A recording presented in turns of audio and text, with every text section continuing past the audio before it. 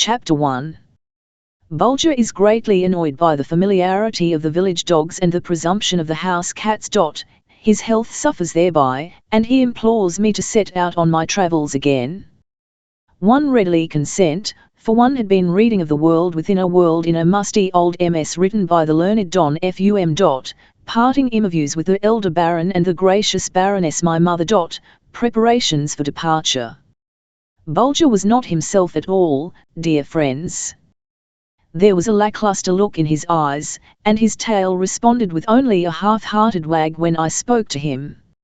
I say half-hearted, for I always had a notion that the other end of Bulger's tail was fastened to his heart. His appetite, too, had gone down with his spirits, and he rarely did anything more than sniff at the dainty food which I set before him, although I tried to tempt him with fried chickens' livers and toasted coxcombs, two of his favourite dishes. There was evidently something on his mind, and yet it never occurred to me what that something was, for to be honest about it, it was something which of all things I never should have dreamed of finding there. Possibly I might have discovered at an earlier day what it was all about, had it not been that just at this time I was very busy, too busy, in fact, to pay much attention to anyone, even to my dear four-footed foster brother. As you may remember, dear friends, my brain is a very active one, and when once I become interested in a subject, Castle Trump itself might take fire and burn until the legs of my chair had become charred before I would hear the noise and confusion, or even smell the smoke. It so happened at the time of Bulger's spirits that the elder Baron had, through the kindness of an old school friend, come into possession of a 15th-century manuscript from the pen of a no less celebrated thinker and philosopher than the learned Spaniard, Don Constantino Bartolomeo Strephalofigegwinarius Fum, commonly known among scholars as Don Fum, entitled A World Within a World. In this work Don Fum advanced the wonderful theory that there is every reason to believe that the interior of our world is inhabited, that, as is well known, this vast earth ball is not solid, on the contrary, being in many places quite hollow, that ages and ages ago terrible disturbances had taken place on its surface and had driven the inhabitants to seek refuge in these vast underground chambers, so vast, in fact, as well to merit the name of World Within a World. This book, with its crumpled, torn, and time-stained leaves exhaling the odours of vaulted crypt and worm-eaten chest, exercised a peculiar fascination upon me. All day long, and often far into the night, I sat poring over its musty and mildewed pages, quite forgetful of this surface world, and with the plummet of thought sounding these subterranean depths, and with the eye and ear of fancy visiting them, and gazing upon and listening to the dwellers therein. While I would be thus engaged, Bulger's favourite position was on a quaintly embroidered leather cushion brought from the Orient by me on one of my journeys, and now placed on the end of my work table nearest the window. From this point of vantage Bulger commanded a full view of the park and the terrace and of the drive leading up to the porte coche. Nothing escaped his watchful eye. Here he sat hour by hour, amusing himself by noting the comings and goings of all sorts of folk, from the hawkers of gewgaws to the noblest people in the Shire. One day my attention was attracted by his suddenly leaping down from his cushion and giving a low growl of displeasure.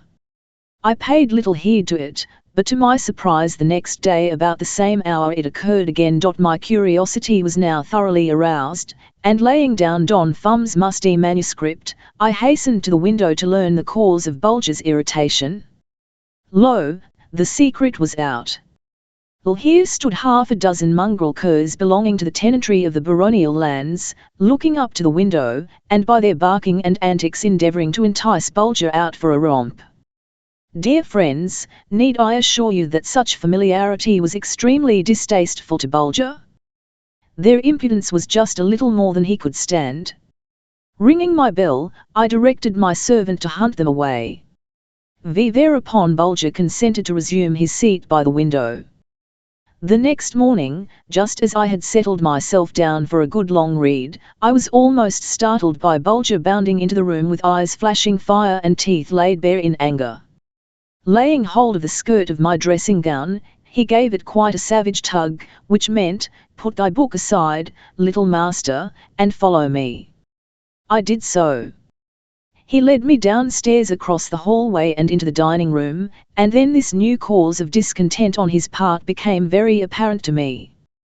There grouped around his silver breakfast plate sat an ancient tabby cat and 4 kittens, all calmly licking or lapping away at his breakfast.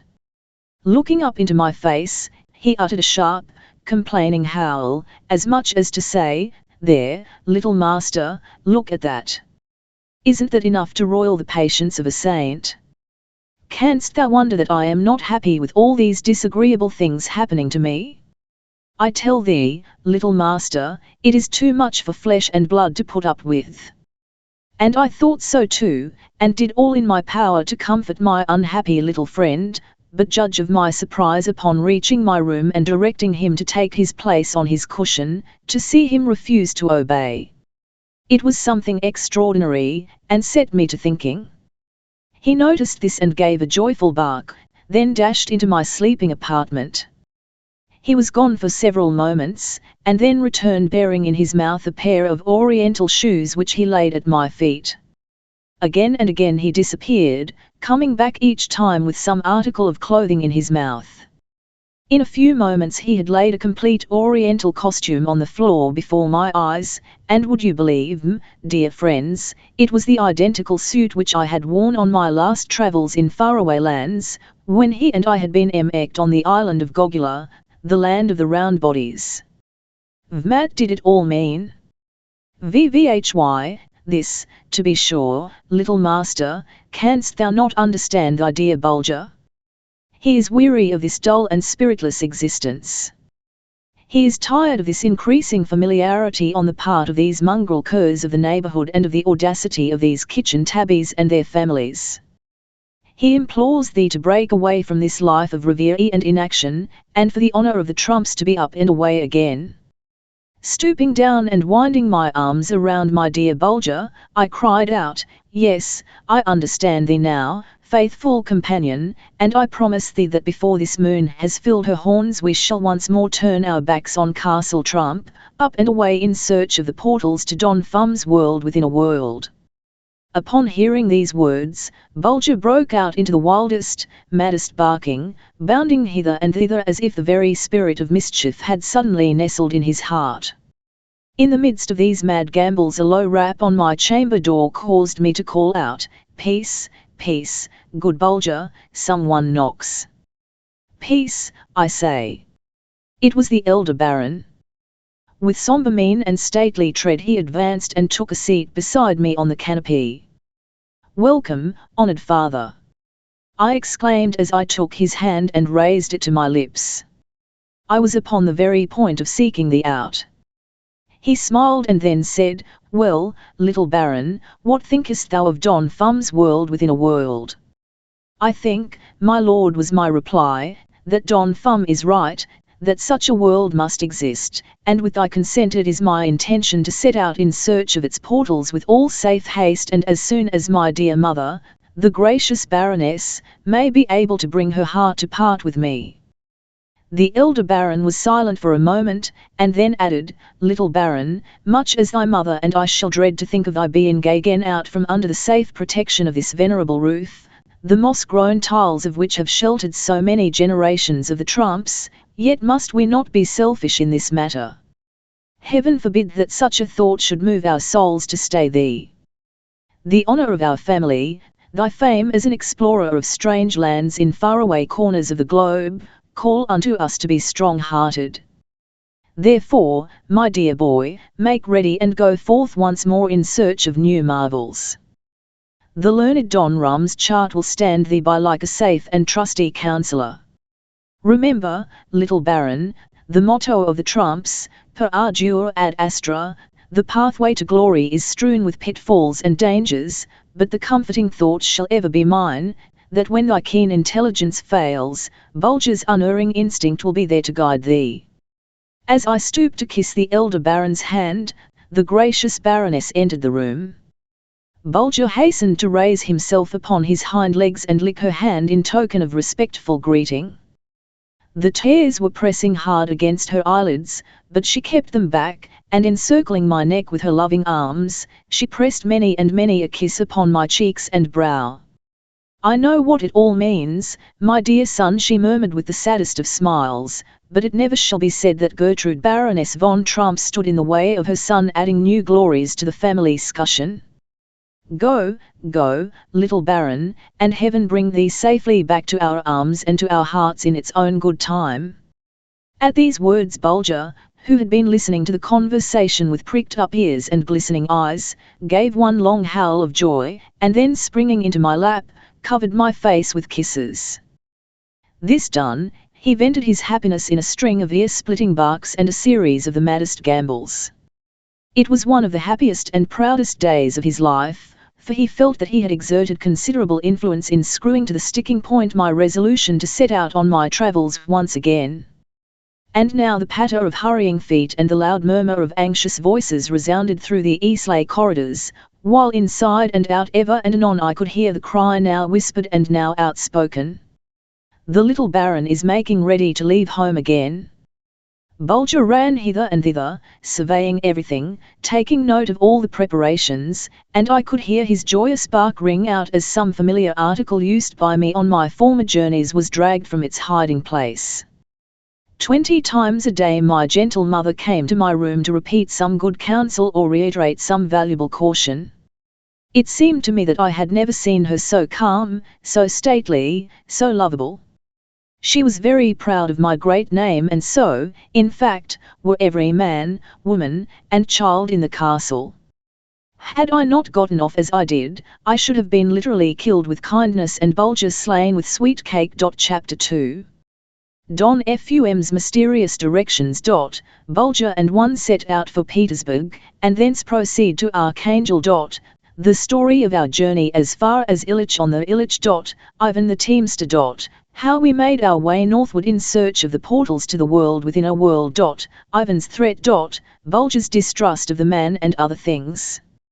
According to the learned Don Fum's manuscript, the portals to the world within a world were situated somewhere in northern Russia, possibly, so he thought, from all indications, somewhere on the westerly slope of the upper Urals. But the great thinker could not locate them with any accuracy. "The people will tell thee" was the mysterious phrase that occurred again and again on the mildewed pages of this wonderful meeting. "The people will tell thee." Ah, but what people will be learned enough to tell me that? Was the brain-racking question which I asked myself, sleeping and waking, at sunrise, at high noon, and at sunset, at the crowing of the cock, and in the silent hours of the night. "The people will tell thee," said learned Don Fum. Ah, but what people will tell me where to find the portals to the world within a world? Hitherto on my travels I had made choice of a semi-oriental garb, both on account of its picturesqueness and its lightness and warmth, but now as I was about to pass quite across Russia for a number of months, I resolved to don the Russian national costume, for speaking Russian fluently, as I did a score or more of languages living and dead, I would thus be enabled to come and go without everlastingly displaying my passport, or having my trains of thought constantly disturbed by inquisitive travelling companions, a very important thing to me, for my mind possessed the extraordinary power of working out automatically any task assigned to it by me, provided it was not suddenly thrown off its track by some ridiculous interruption. For instance, I was upon the very point one day of discovering perpetual motion, when the gracious Baroness suddenly opened the door and asked me whether I had pared the nails of my great toes lately, as she had observed that I had worn holes in several pairs of my best stockings. It was about the middle of February when I set out from the Castle Trump, and I journeyed night and day in order to reach Petersburg by the 1st of March. For I knew that the government trains would leave that city for the Ust during the first week of that month. Bulger and I were both in the best of health and spirits, and the fatigue of the journey didn't tell upon us in the least. The moment I arrived at the Russian capital I applied to the Emperor for permission to join one of the government trains, which was most graciously accorded. Our route lay almost directly to the northward for several days, at the end of which time we reached the shores of Lake Ladoga. This we crossed on the ice with our sledges, as a few days later we did Lake Onega. Thence by land again, we kept on our way until Onega Bay had been reached, crossing it, too, on the ice, and so reaching the station of the same name, where we halted for a day to give our horses a well-deserved rest. From this point we proceeded in a straight line over the snow fields to Archangel, an important trading post on the Light Sea. As this was the destination of the government train, I parted with its commandant after a few days' pleasant sojourn at the government house, and set out, attended only by my faithful Bulger and 2 servants, who had been assigned to me by the Imperial Commissioner. Departure from Castle Trump. My course now carried me up the River Dwina as far as Solvychegodsk. Thence I proceeded on my way over the frozen waters of the Wychegda River until we had reached the government post of Uransk, and from here on we headed due east until our hardy little horses had dragged us into the picturesque village of Ilich on the Ilich. Here we were obliged to abandon our sledges, for the snows had disappeared like magic, uncovering long vistas of green fields, which in a few days the May sun dotted with flowers and sweet shrubs. At Ilich I was obliged to relinquish from my service the 2 faithful government retainers who had accompanied me from Archangel, for they had now reached the most westerly point which they had been commissioned to visit. I had become very much attached to them, and so had Bulger, and after their departure we both felt as if we were now, for the first time, among strangers in a strange land, but I succeeded in engaging, as I thought, a trustworthy teamster, Ivan by name, who made a contract with me for a goodly wage to carry me 100 miles farther north. But not another step farther, little Baron, said the fellow doggedly. I was now really at the foothills of the northern Urals, for the rocky crests and snow-clad peaks were in full sight. I turned many a wistful look up toward the wild regions shut in by their sheer walls and parapets, shaggy and bristling with black pines, for a mysterious voice came whispering in my inward ear that somewhere in that awful wilderness, I should one day come upon the portals of the world within a world. In spite of all I could do, Bulger took a violent dislike to Ivan and Ivan to him, and if the bargain had not been made and the money paid over, I should have looked about me for another teamster. And yet it would have been a foolish thing to do, for Ivan had 2 excellent horses, as I saw at a glance, and, what's more, he took the best of care of them, at every post rubbing them until they were quite dry, and never thinking of his own supper until they had been watered and fed. His tarantass, too, was quite new and solidly built and well furnished with soft blankets, all in all as comfortable as you can make a wagon which has no other springs than the 2 long wooden supports that reach from axle to axle. True, they were somewhat elastic, but I could notice that Bulger was not over fond of riding in this curious vehicle with its rattle-to-bang gait up and down these mountain roads, and often asked permission to leap out and follow on foot. At length Ivan reported everything in readiness for the start, and although I would have fain taken my departure from Ilich on the Ilich in as quiet a manner as possible, yet the whole village turned out to see us off, Ivan's family, father, mother, sisters, and brothers, wife and children, uncles and aunts and cousins by dozens alone, making up people enough to stock a small town. I cheered and waved their kerchiefs, Bulger barked, and I smiled and raised my cap with all the dignity of a trump. And so we got away at last from Ilich on the Ilich, Ivan on the box, and Bulger and I at the back, sitting close together like 2 brothers that we were, 2 breasts with but a single heartbeat and 2 brains busy with the same thought, that come perils or come sudden attacks, come covert danger or bold and open-faced onslaught, we should stand together and fall together. Many and many a time as Ivan's horses went crawling up the long stretches of mountain road and I lay stretched upon the broad cushioned seat of the tarantass with a blanket rolled up for a pillow, I would find myself unconsciously repeating those mysterious words of Don Fum, "The people will tell thee. The people will tell thee." So steep were the roads that some days we would not make more than 5 miles, and on others a halt of several hours would have to be made to enable Ivan to tighten his horse's shoes, grease the axles, or do some needful thing in or about his wagon. It was slow work, it was very slow and tedious, but what matters it how many or great the difficulties, to a man who has made up his mind to accomplish a certain task? Do the storks or the wild geese stop to count the thousands of miles between them and their faraway homes when the time comes to turn their heads southward? Do the brown ants pause to count the hundreds of thousands of grains of sand which they must carry through their long corridors and winding passages before they have burrowed deep enough to escape the frost of midwinter? There had been many trumps, but never one that had thrown up his arms and cried, "I surrender," and should I be the first to do it? Never. Not even if it meant never to see dear old Castle Trump again. One morning as we went zigzagging up a particularly nasty bit of mountain road, Ivan suddenly wheeled about and without even taking off his hat, cried out, "Little Baron, I cover the last mile of the 100 today. If thou wouldst go any farther north thou must hire thee another teamster, dost hear?" "Silence," said I sternly, for the fellow had broken in upon a very important train of thought. Bulger, too, resented the man's insolence, and growled and showed his teeth.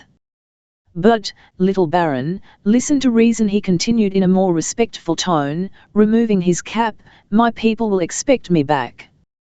I promised my father, I'm a dutiful son, nay, Ivan," I interrupted sharply, "curb that tongue of iron lest it harm thy soul.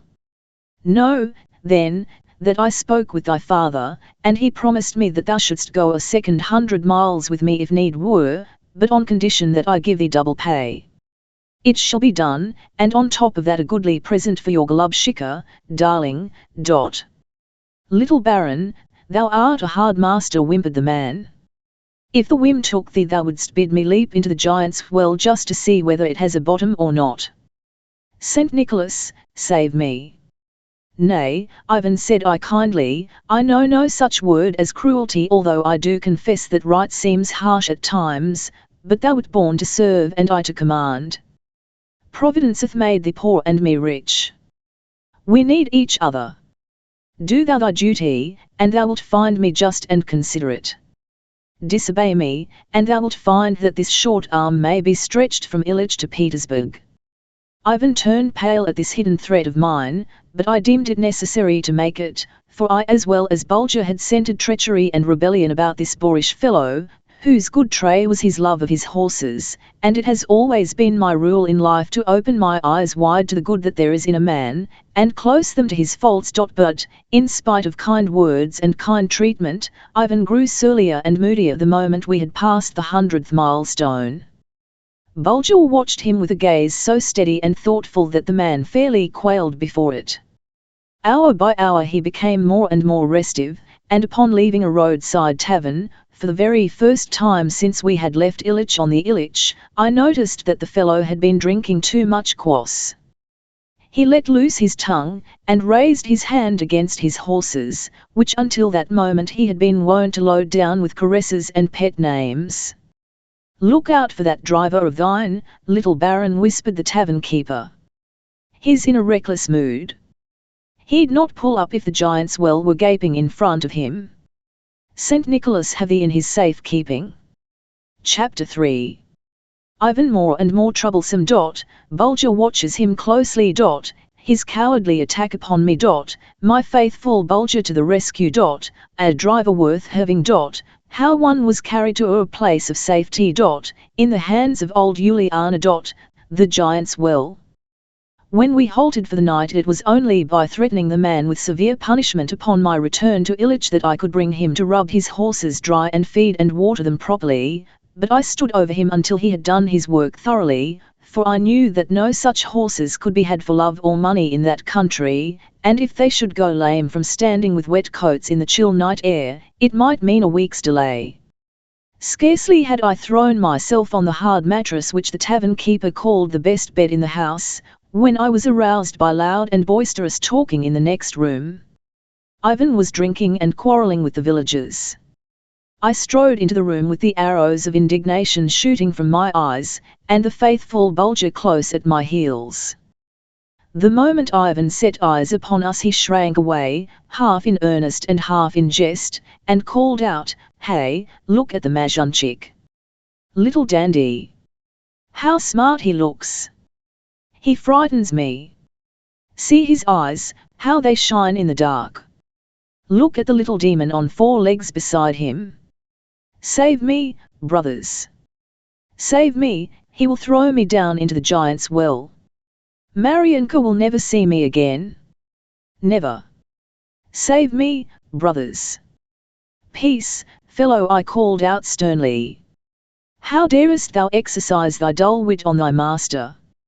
Get thee to bed at once, or I'll have thee whipped by the village constable for thy drunkenness. Ivan clambered up upon the top of the bake oven, and stretched himself out on a sheepskin. Then turning to the tavern keeper, I forbade him under any pretext whatever to give my servant any more liquor to drink. Ake, Vasha Provost Your Excellency, exclaimed the tavern keeper with a gesture of disgust, the fools never know when they have had enough. It matters not what the tavern keeper may say to them. They tell us not to spoil our own trade. Ake. They don't know when to stop. They have throats as deep as the giant's well. The giant's well. The giant's well. I murmured to myself, as I again threw myself down upon the bag of hay which did service as a mattress for those who could afford to pay for it. It's strange how those words seem to be in every peasant's mouth, but I thought no more about it at that time. Sleep got the better of me, and with my usual good night to the elder baron and the gracious baroness, my mother, I dropped off into sweet forgetfulness. It is a good thing that I had the power of falling asleep almost at will, for with my restless brain ever throbbing and pulsating with its own overabundance of strength, ever tapping at the thin panels of bone which covered it, like an imprisoned inventor pounding on his cell door and pleading to be let out into the daylight with his plans and schemes, I should simply have become a lunatic. As it was, with the mere power of thought I ordered sweet slumber to come to my rescue, and so obedient was this good angel of mine, that all I had to do was simply to set the time when I wished to awaken, and the thing was done to the very minute. As for Bulger, I never pretended to lay down any rules for him. He made it a practice of catching 40 winks when he was persuaded that no danger of any kind threatened me, and even then, I am half inclined to believe that, like an anxious mother over her babe, he never quite closed both eyes at once. Though entirely sobered by daybreak, yet Ivan went about the task of harnessing up with such an ill grace that I was obliged to reprove him several times before we had left the tavern yard. He was like a vicious but cowardly animal that quails before a strong and steady eye, but watches its opportunity to spring upon you when your back is turned. I not only called Bulger's attention to the fellow's actions, and warned him to be very watchful, but I also took the precaution to examine the priming of the brace of Spanish pistols which I carried thrust into my belt. We had scarcely pulled out into the highway when a low growl from Bulger aroused me from a fit of meditation, and this growl was followed by such an anxious whine from my 4-footed brother, as he raised his speaking eyes to me, that I glanced hastily from one side of the road to the other. Lo and behold! The treacherous Ivan was deliberately engaged in an attempt to overturn the tarantass and to get rid of his enforced task of transporting us any farther on our journey. Wretch! I cried, springing up and laying my hand on his shoulder. I perceive very plainly what thou hast in mind, but I warn thee most solemnly that if thou makest another attempt to overturn thy wagon, I'll slay thee where thou sittest. For only answer, and with a lightning-like quickness he struck a backhand blow at me with the loaded end of his whipstock. It took me full in the right temple, and sent me to the bottom of the tarantass like a piece of lead. For an instant the terrible blow robbed me of my senses, but then I saw that the cowardly villain had turned in his seat and had swung the heavy-handled whip aloft with intent to dispatch me with a second and a surer blow. Poor fool! He reckoned without his host, for with a shriek of rage, Bulger leaped at his throat like a stone from a catapult, and struck his teeth deep into the fellow's flesh. He roared with agony and attempted to shake off this unexpected foe, but in vain. By this time I had come to a full realizing sense of the terrible danger Bulger and I were both in, for Ivan had dropped his whip and was reaching for his sheath knife. But he never gripped it, for a well-aimed shot from one of my pistols struck him in the forearm, for I had no wish to take the man's life, and broke it. The shock and the pain so paralyzed him that he fell over against the dashboard half in a faint, and then rolled completely out of the wagon, dragging Bulger with him. The horses now began to rear and plunge. I saw no more. There was a noise as of the roar of angry waters in my ears, and then the light of life went out of my eyes entirely. I had swooned dead away. It seemed to me hours that I lay there on my back in the bottom of the tarantass with my head hanging over the side, but of course it was only minutes. I was aroused by a prickling sensation in my left cheek, and as I slowly came to myself I discovered that it proceeded from the gravel thrown up against it by one of the front wheels of the tarantass, for the horses were galloping along at the top of their speed, and there on the driver's seat sat my faithful Bulger, the reins in his teeth, bracing himself so as to keep them taut over the horses' backs, and as I sat up and pressed my hand against my poor hurt head, the whole truth broke upon me. The moment Ivan had struck the ground Bulger had released his hold upon the fellow's throat, and ere he had had a chance to revive had leaped up into the driver's seat, and, eaching up the reins in his teeth, had drawn them taut and thus put an end to the rearing and plunging of the frightened beasts and started them on their way, leaving the enraged Ivan brandishing his knife and uttering imprecations upon mine and Bulger's heads as he saw his horses and wagon disappear in the distance. Now was it that a mad shouting assailed my ears and I caught a glimpse of half a dozen peasants who, seeing this, as they thought, empty tarantass come nearer and nearer with its galloping horses, had abandoned their work and rushed out to intercept it. Judge of their amazement, dear friends, as their eyes fell upon the calm and skillful driver bracing himself on the front seat, and with oft-repeated backward tosses of his head urging those horses to bear his beloved master farther and farther away from the treacherous Ivan's sheath knife. As the peasants seized the animals by the heads and brought them to a standstill, I staggered to my feet, and threw my arms around my dear Bulger. He was more than pleased with what he had done, and licked my bruised brow with many a piteous moan. "Saint Nicholas, save us!" cried one of the peasants, devoutly making the sign of the cross, "but if I should live long enough to fill the giant's well with pebbles, I never would expect to see the like of this again." "The giant's well, the giant's well," I murmured to myself as I followed one of the peasants to his cot, standing a little back from the highway, for I stood sore in need of rest after the terrible experience I had just had. The blow of Ivan's whip handle had jarred my brain, and I was skilled enough in surgery to know that the hurt called for immediate attention. As good luck would have it, I found beneath the peasant's roof one of those old women, half-witches perhaps, who have recipes for everything and who know an herb for every ailment. After she had examined the cut made by the loaded whip handle, she muttered out, "It is not as broad as the mountain, nor as deep as the giant's well, but it's bad enough, little master." The giant's well again, thought I, as I laid me down on the best bed they could make up for me. I wonder where it may be, that giant's well, and how deep it is, and who drinks the water that is drawn from it. Chapter 4. My wound heals. Juliana talks about the giant's well. I resolve to visit it. Preparations to ascend the mountain rains. What happened to Juliana and to me. Reflection and then action. How one contrived to continue the ascent without Juliana for a guide. It was a day or so before I could walk steadily, and meantime I made unusual efforts to keep my brain quiet.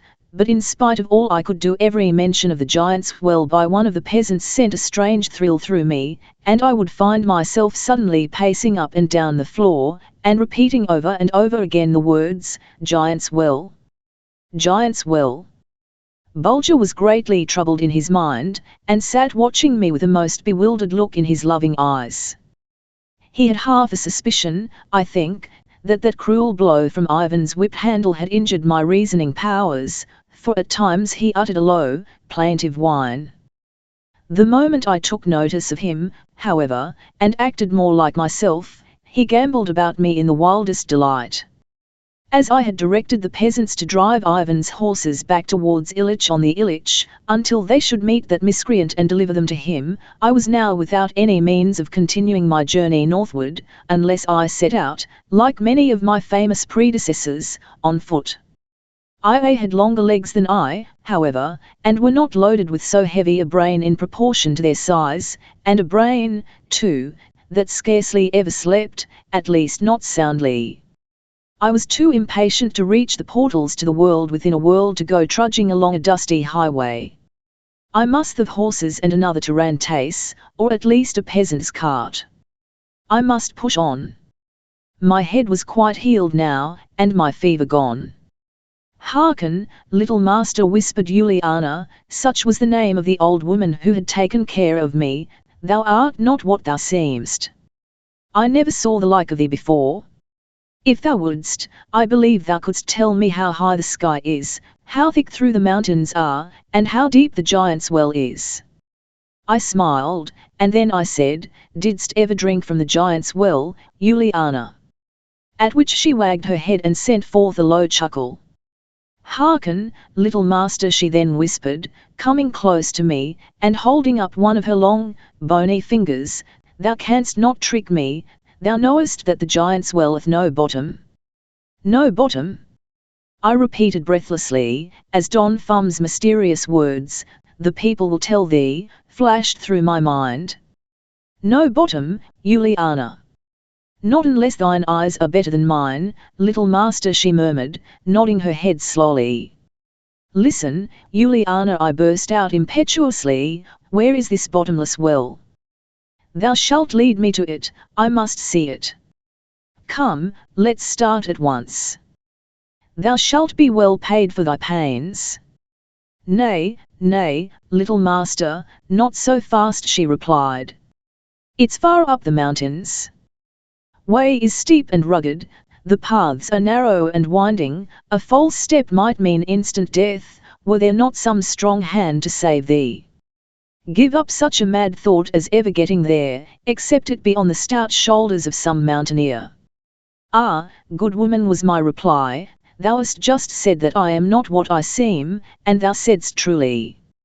No, then, thou seest before thee the world-renowned traveller, Wilhelm Heinrich Sebastian von Trump, commonly called Little Baron Trump, that though short of stature and frail of limb, yet what there is of me is of iron. There, Juliana, there's gold for thee, now lead the way to the giant's well."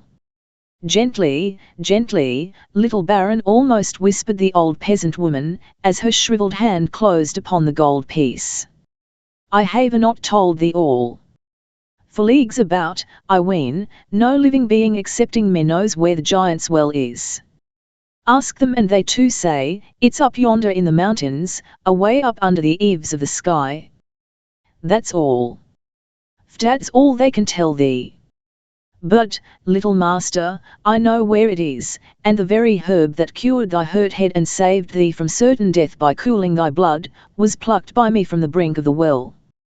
These words sent a thrill of joy through me, for now I felt that I was on the right road, that the words of the great master of all masters, Don Fum, had come true.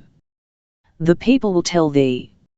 The people had told me, for now there was not the faintest shadow of doubt in my mind that I had found the portals to the world within a world. Juliana should be my guide. She knew how to thread her way up the narrow pass, to turn aside from overhanging rocks which a mere touch might topple over, to find the steps which nature had hewn in the sides of the rocky parapets, and to pursue her way safely through clefts and gorges, even the entrance to which might be invisible to ordinary eyes. However, in order that the superstitious peasants might be kept friendly to me, I gave it out that I was about to betake myself to the mountains in search of curiosities for my cabinet, and begged them to furnish me with ropes and tackle, with 2 good stout fellows to carry it for me, promising generous payment for the services. They made haste to provide me with all I asked for, and we set out for the mountain path at daybreak. Juliana, in order not to seem to be of the party, had gone on ahead by the light of the moon, telling her people that she wished to gather certain herbs before the sun's rays struck them and dried the healing dew that beaded their leaves. Along a highway of the underworld. All went well until the sun was well up over our heads, when suddenly I heard a woman, who proved to be Juliana, utter a piercing scream. In a moment or so the mystery was solved. The old Beldam came rushing down the mountain, her thin wisp of grey hair fluttering in the wind. Her hands were tied behind her, and 2 young peasants with birchen rods were beating her every chance they got. Turn back, brothers," they cried to my 2 men. "The little wizard there has struck hands with this old witch. They are on their way to the giant's well. They too loosen a band of black spirits about our ears. We shall all be bewitched. Quick! Quick! Cast off the loads ye are bearing and follow us." The 2 men didn't wait for a second bidding, and throwing the tackle on the ground, they all disappeared like a flash, but for several moments I could hear the screams of poor Juliana as these young beat the old woman with their birchen rods. Well, dear readers, what say you to this? Was I not in a pleasant position truly? Alone with Bulger in that wild and gloomy mountain region, the black rocks hanging like frowning giants and ogres over our heads, with the dwarf pines for hair, clumps of white moss for eyes, vast, gaping cracks for mouths, and gnarled and twisted roots for terrible fingers, ready to reach down for my poor little weazen frame. Did I fall a-trembling? Did I make haste to follow those craven spirits down the mountain side? Did I shift the peg of my courage a single hole lower? Not I. If I had, I wouldn't have been worthy of the name I bore. What I did do was to throw myself at full length on a bed of moss, call Bulger to my side, and close my eyes to the outer world. I have heard of great men going to bed at high noon to give themselves up to thought, and I had often done it myself before I had heard of their doing it. In 15 minutes, by nature's watch, the sun on the face of the mountain, I had solved the problem. Now, there were 2 difficulties staring me in the face, namely, to find somebody to show me the way up the mountain, and if that body couldn't carry my tackle, then to find somebody else who could. It suddenly occurred to me that I had noticed some cattle grazing at the foot of the mountain, and, what's more, that these cattle wore very peculiar yokes. What are those yokes for? I asked myself, for they were of a make quite different from any that I remembered ever having seen, and consisted of a stout wooden collar from the bottom of which there projected backward between the beast's forelegs a straight piece of wood armed with an iron spike pointing toward the ground. At the top the yoke was bound by a leather thong to the animal's horns. So long, therefore, as the beast held his head naturally or even lowered it to graze, the yoke was drawn forward and the hook was kept free from the ground, but the very moment the animal raised his head in the air, at once the hook was thrown into the ground and he was prevented from taking another step forward. Now, dear readers, you may or may not know that when a cleft-hoofed animal starts to ascend a steep bank, unlike a solid-hoofed beast, he throws his head into the air instead of lowering it, and therefore it struck me at once that the purpose of this yoke was to keep the cattle from making their way up the sides of the mountain and getting lost. But why should they want to clamber up the mountain sides? Simply because there was some kind of grass or herbage growing up there which was a delicacy to them, and knowing, as I well did, what risks animals will take and what fatigue they will undergo to reach a favourite grazing ground, it struck me at once that if I would make it possible for them to reach this favourite food of theirs, they would be very glad to give me a lift on my way. No sooner said than done. I forthwith retraced my steps until I fell in with a group of these cattle, and it did not take me many minutes to loosen their yokes from their horns and tie the hooks up under their bodies so that their progress uphill would not be interfered with. They were delighted to find themselves so unexpectedly freed from the hateful drawback which permitted them merely to view the coveted grazing grounds from afar, and then having cut me a suitable gourd, I again started up the mountain, driving my new friends leisurely on ahead of me. Upon reaching the spot where the superstitious peasants had thrown the tackle to the ground, I proceeded to load it upon the back of the gentlest beast of the lot, and was soon on my way again. Chapter 5. Up and still up, and through the quarries of the demons. How the cattle kept the trail, and how we came at last upon the brink of the giant's well. The terraces are safely passed. Beginning of the descent into the well itself. All difficulties overcome. We reach the edge of Polyphemus funnel. Generally speaking, people with very large heads are fitted out by nature with a pair of rather pipe-stemmy legs, but such was not my case. I was blessed with legs of the sturdiest sort, and found no difficulty in keeping pace with my new four-footed friends who, to my delight, were not long in convincing me that they had been there before. Not for an instant did they halt at any fork in the path, but kept continually on the move, often passing over stretches of ground where there was no trail visible, but coming upon it again with unfailing accuracy. Once only they halted, and that was to slake their thirst at a mountain rill, Bulger and I following their example. It was only too evident to me that they had in mind a certain grazing ground, and were resolved to be satisfied with no other, so I let them have their own way, for, as it was still up, I felt that it was perfectly safe to follow their lead. At last the mountain side began to take on quite another character. The gorges grew narrower, and at times overhanging rocks shut out the sunlight almost entirely. We were entering a region of peculiar wildness, of fantastic grandeur. I had often read of what travellers termed the quarries of the demons in the northern Urals, but never till now had I the faintest notion of what the expression meant. Imagine to yourself the usual look of ruin and devastation around and about a quarry worked by human hands, then in your thoughts conceive every chip to be a block, and every block a mass, add 4 times its size to every slab and post and pediment, and then turn a mighty torrent through the place and roll and twist and lift them up in wild confusion, end on end and on each other piled, till these wild waters have builded fantastic portals to temples more fantastic, and arched wild gorges with roofs of rock which seem to hang so lightly that a breath or footfall might bring them down with terrible crash, and then, dear friends, you may succeed in getting a faint idea of the wild and awful grandeur of the scene which now lay spread out before me. Would the cattle that had now led Bulger and me so safely up the mountain side know where to find an entrance to this wilderness of broken rock? And what was more important still, would they, when once engaged within its winding courts and corridors, its darkened maze of wall and parapet, its streets and plazas roughly paved as if by demon hands impatient of the task, know how to find their way out again? Dear friends, man has always been too distrustful of his four-footed companions. They have much that they might tell us had they but speech to tell it with. I have often trusted them when it would have seemed foolhardy to you, and never once have I had cause to repent of doing so. So Bulger and I, with stout hearts, followed straight after these silent guides, although I must confess my legs were beginning to feel the terrible strain I had put them to, but I resolved to push on ahead, at least until we had cleared the demon's quarry, and then to bring my little herd to a halt and pass the rest of the day and the night season in well-earned repose. Once within the quarry, however, all sense of fatigue vanished, and my thankful mind, entranced and fascinated by the deep silence, the awful grandeur, the mysterious lights and shadows of the place, lent me new strength.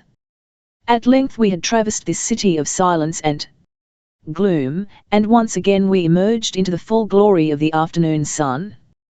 Suddenly my little drove of cattle, with playful tossing of their heads, broke into a run, Bulger and I at their heels, however.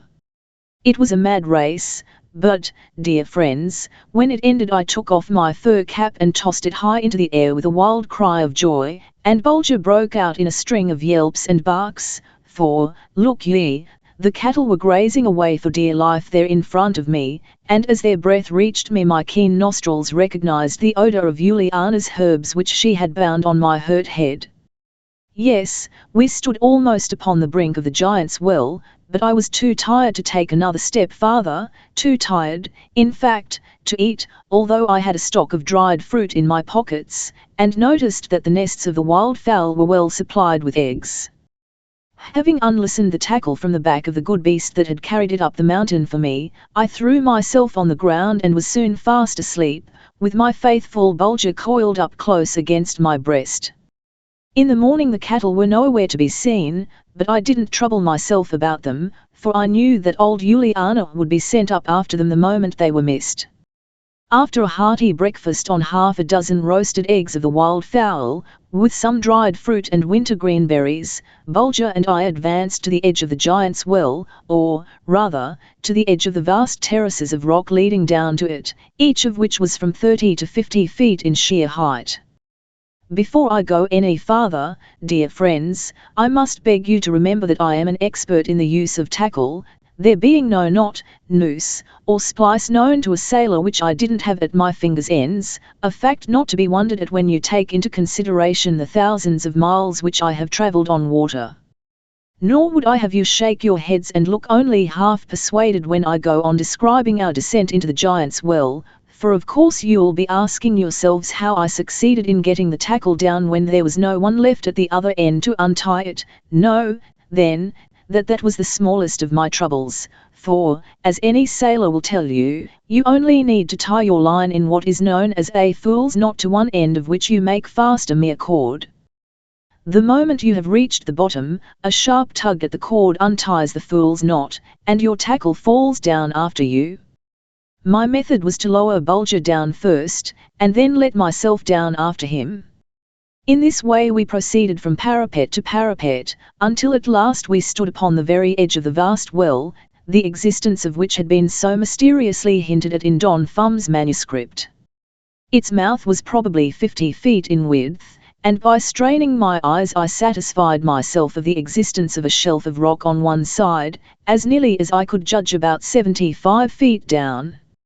It was a goodly stretch, and would require every foot of my rope. You will not smile, I am sure, when I tell you that I pressed Bulger to my breast, and kissed him fondly before lowering away.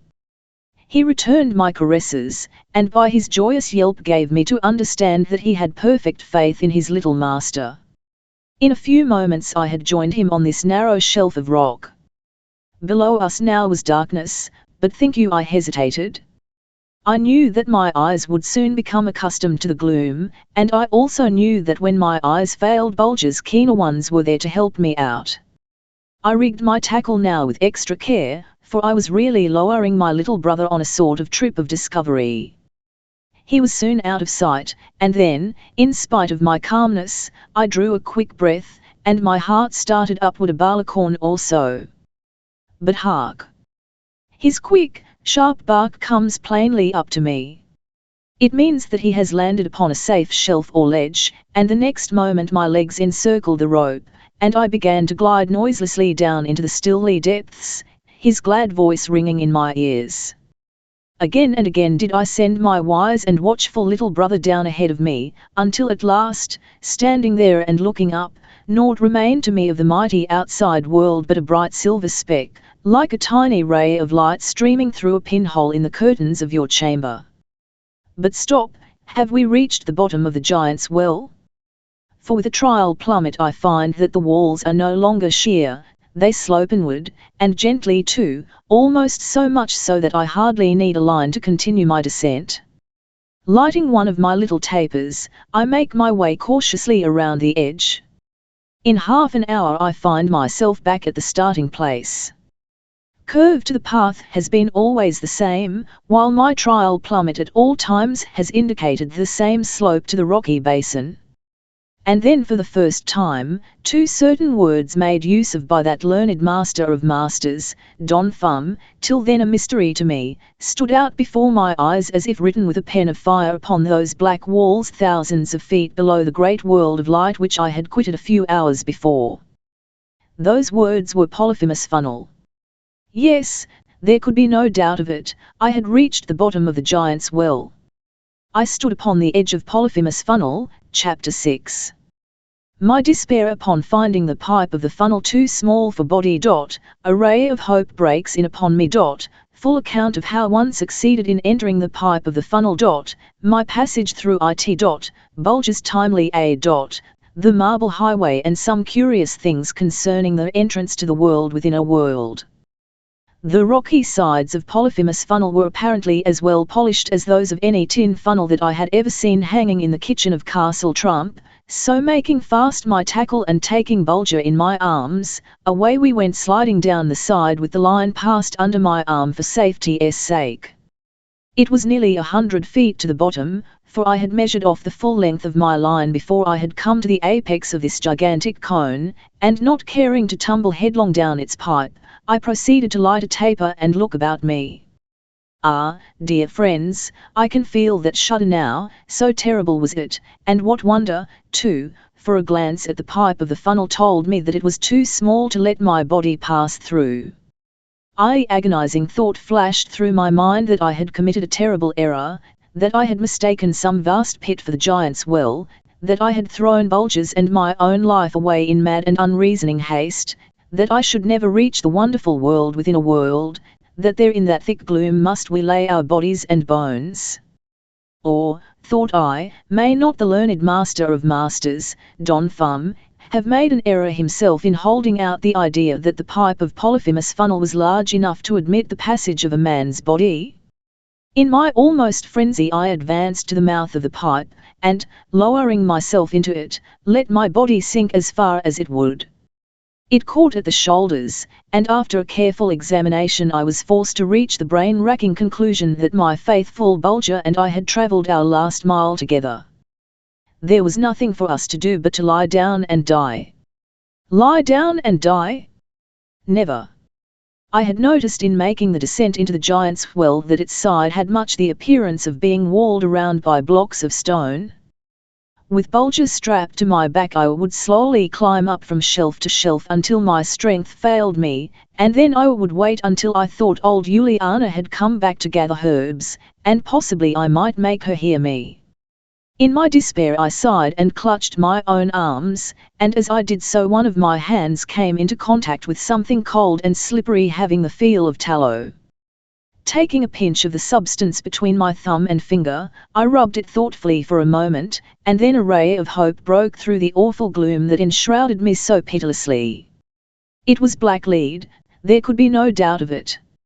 It had made its way through a crack or crevice in Polyphemus' funnel, and I had rubbed it off in sliding down the side.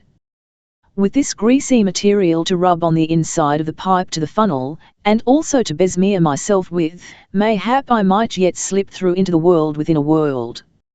At any rate, I determined to make the trial, even if I left some of my skin on the flinty rock. In order to collect my thoughts thoroughly, and that I might proceed step by step in that systematic order so characteristic of all my wonderful exploits, I sat down, and putting my arm around dear Bulger's neck and drawing him up against me, I communed with myself for a good half-hour. Before Her Majesty Galaxa, Queen of the Makamenkis.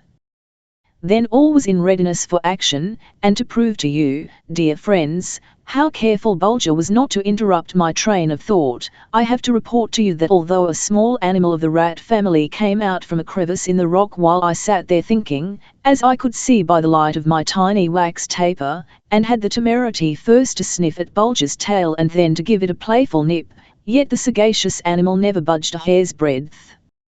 Mindeth ordered, now let hands obey, I exclaimed, as I sprang up and began stripping off my outer garments. This done, I clambered up on the side of the funnel, and began to collect a supply of the black lead, which I deposited near the opening of the pipe. The next thing to do was to get Bulger through the pipe ahead of me. To this end I tied him up in my clothing, bag fashion, and began to lower away. After paying out 65 or 70 feet of the line, he struck bottom, and by his loud barking gave me to understand that it was all right, that I might make the descent myself. Upon hearing his voice, I gave the line a few sharp tugs. He was not slow to comprehend my meaning, and in a moment or so had not only scrambled out of the bag himself, but pulled my clothing loose, so that I might draw the line up again. My next step was to contrive a way to weight myself when the moment arrived to begin the descent, for I felt sure that I never should be able to arrange it so as to slip through the pipe unless something was pulling at my heels. Cutting off about 10 feet of the rope, I made fast one end of the piece to a long piece of rock, weighing about 100 pounds. This I laid near the mouth of the pipe ready for use. But now came the most difficult thing of all. It was to draw my shoulders in on my breast and lash them securely in that position, by which plan I expected to reduce my width by at least 2 good inches. These 2 inches thus gained, or, rather, lost, might be the means by which I would be able to slip through the pipe of Polyphemus' funnel and reach the vast underground passage leading to the world within a world. Putting a noose around my chest, just below my collarbone, I drew my shoulders in as tight as I could bear, and changed the slip knot into a hard one. Then, having made the other end of the line fast to the side of the funnel, I proceeded to wind myself up as the housewives often do a big sausage to keep it from bursting. This done, I set about rolling in the black lead until I was thoroughly smeared with it. There was now but one thing more to do before dropping myself into the pipe, and that was to make fast the weight to my feet. It was no easy task, wound up as I was, with my arms lashed down against my body, but by the use of slip knots I finally accomplished the feat, and sitting down put my legs into the pipe and drew a long breath, for I felt as if I was skewered up in a straight jacket. Bending down, I called out to Bulger. He answered with a yelp of joy that brought fresh vigor to my heart. Now was come the supreme moment which was to witness success or failure. Failure. Oh, what a dread word is that! And yet how often must human lips pronounce it, and in so doing breathe out the sigh in which it ends. Quickly lowering the weight, I wriggled off the edge of the opening, and straightened myself out as I slipped into the pipe. Had I stopped it like a cork, or was I moving? Yes, down, down, gently, slowly, noiselessly, I went slipping through the pipe to Polyphemus' funnel. Vivat did I care how that weight caused the line to cut into my ankles. I was moving, I was drawing nearer and nearer to Bulger, whose joyous bark I could hear now and then, nearer to the inner gates of the world within a world. But woe is me! I suddenly stop, and in spite of all my efforts to start again by twisting, turning, and shaking my body, it refused to sink another inch, and there I stick. Oh, Bulger, Bulger, I moan, faithful friend, if thou couldst but reach me, one tug from thee might save thy little master. In a sort of a wild and desperate way I now began to feel about me as well as I could with my hands wedged in so close to my sides, but in a moment or so I had discovered the cause of my coming to such a sudden standstill. I had struck a portion of the pipe that had a thread to it, like that which encircles a bolt of iron and makes a screw of it, and the thought came to me that if I could only succeed in giving a revolving motion to my body, I would with every turn twist myself farther down toward the end of the pipe. I could feel that my knuckles and fingertips were being bruised and lacerated by this arduous work, but what cared I for the keen pain that darted from hands to wrists, and wrists to elbows? It was like twisting a screw slowly through a long nut, only the thread in this case was on the nut and the grooves in the screw, and that screw was my poor bruised little body. All of a sudden, by the swinging of the weight, I could tell that it had passed out at the lower end of the pipe. It was pulling cruelly hard on my tender ankles, but I could twist myself no more, my strength was gone. I was at the point of swooning when I heard Bulger utter a loud yelp, and the next instant there was such a strong tug at my ankles that I sent forth a groan, but that tug saved me. It was Bulger who had leaped into the air, and catching the rope in his teeth had dragged his little master out of the pipe of Polyphemus' funnel.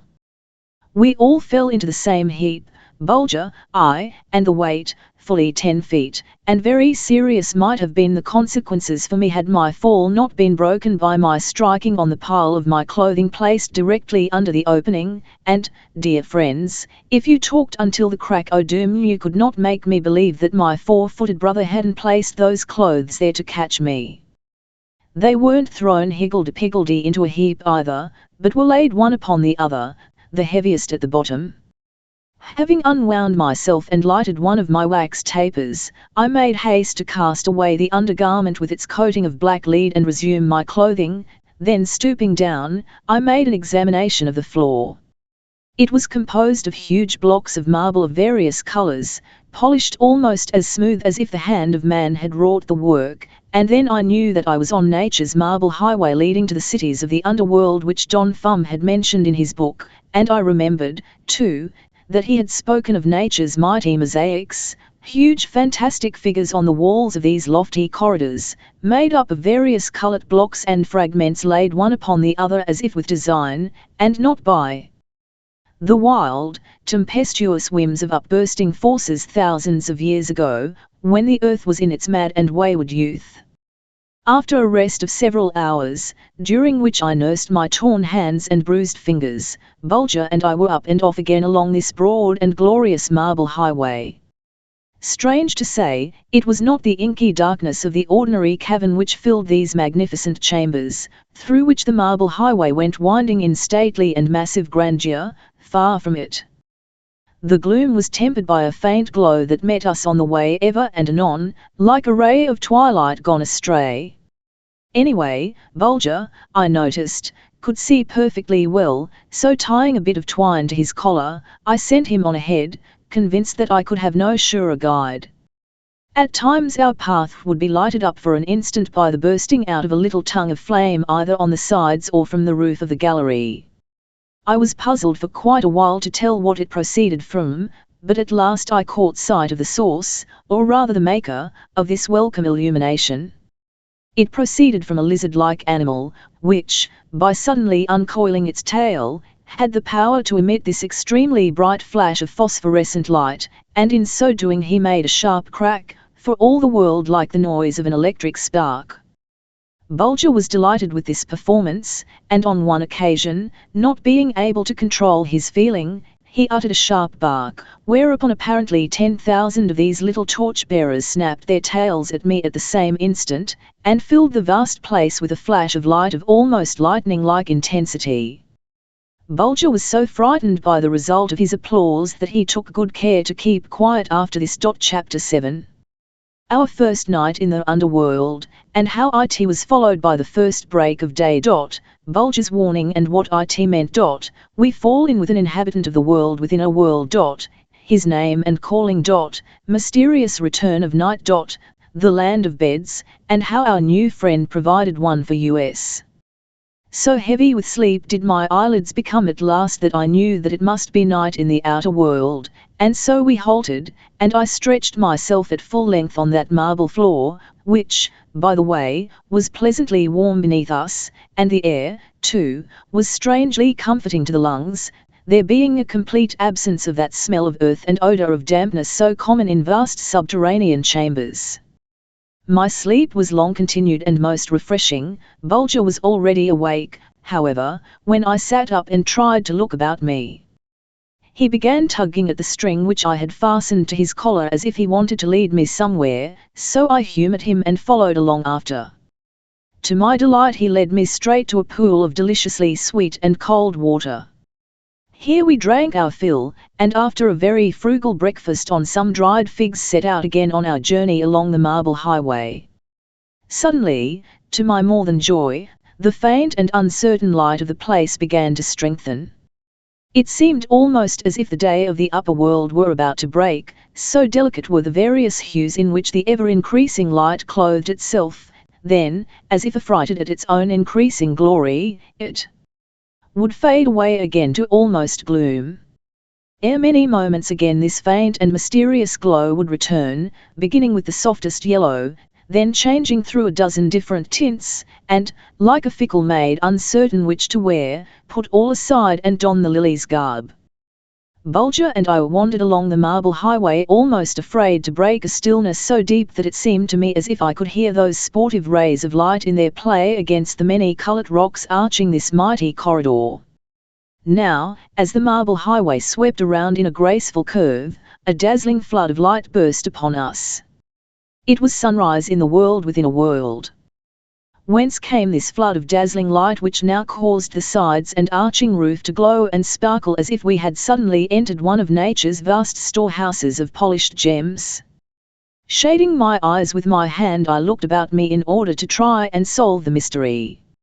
It did not take me long to understand it all.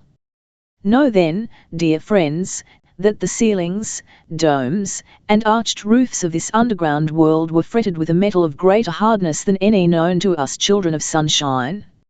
Its seams ran hither and thither like the veins of gigantic leaves, and at certain hours currents of electricity from some vast internal reservoir of nature's own building, streamed through these metal traceries until they glowed with a heat so white as to give off the flood of dazzling light of which I have already spoken.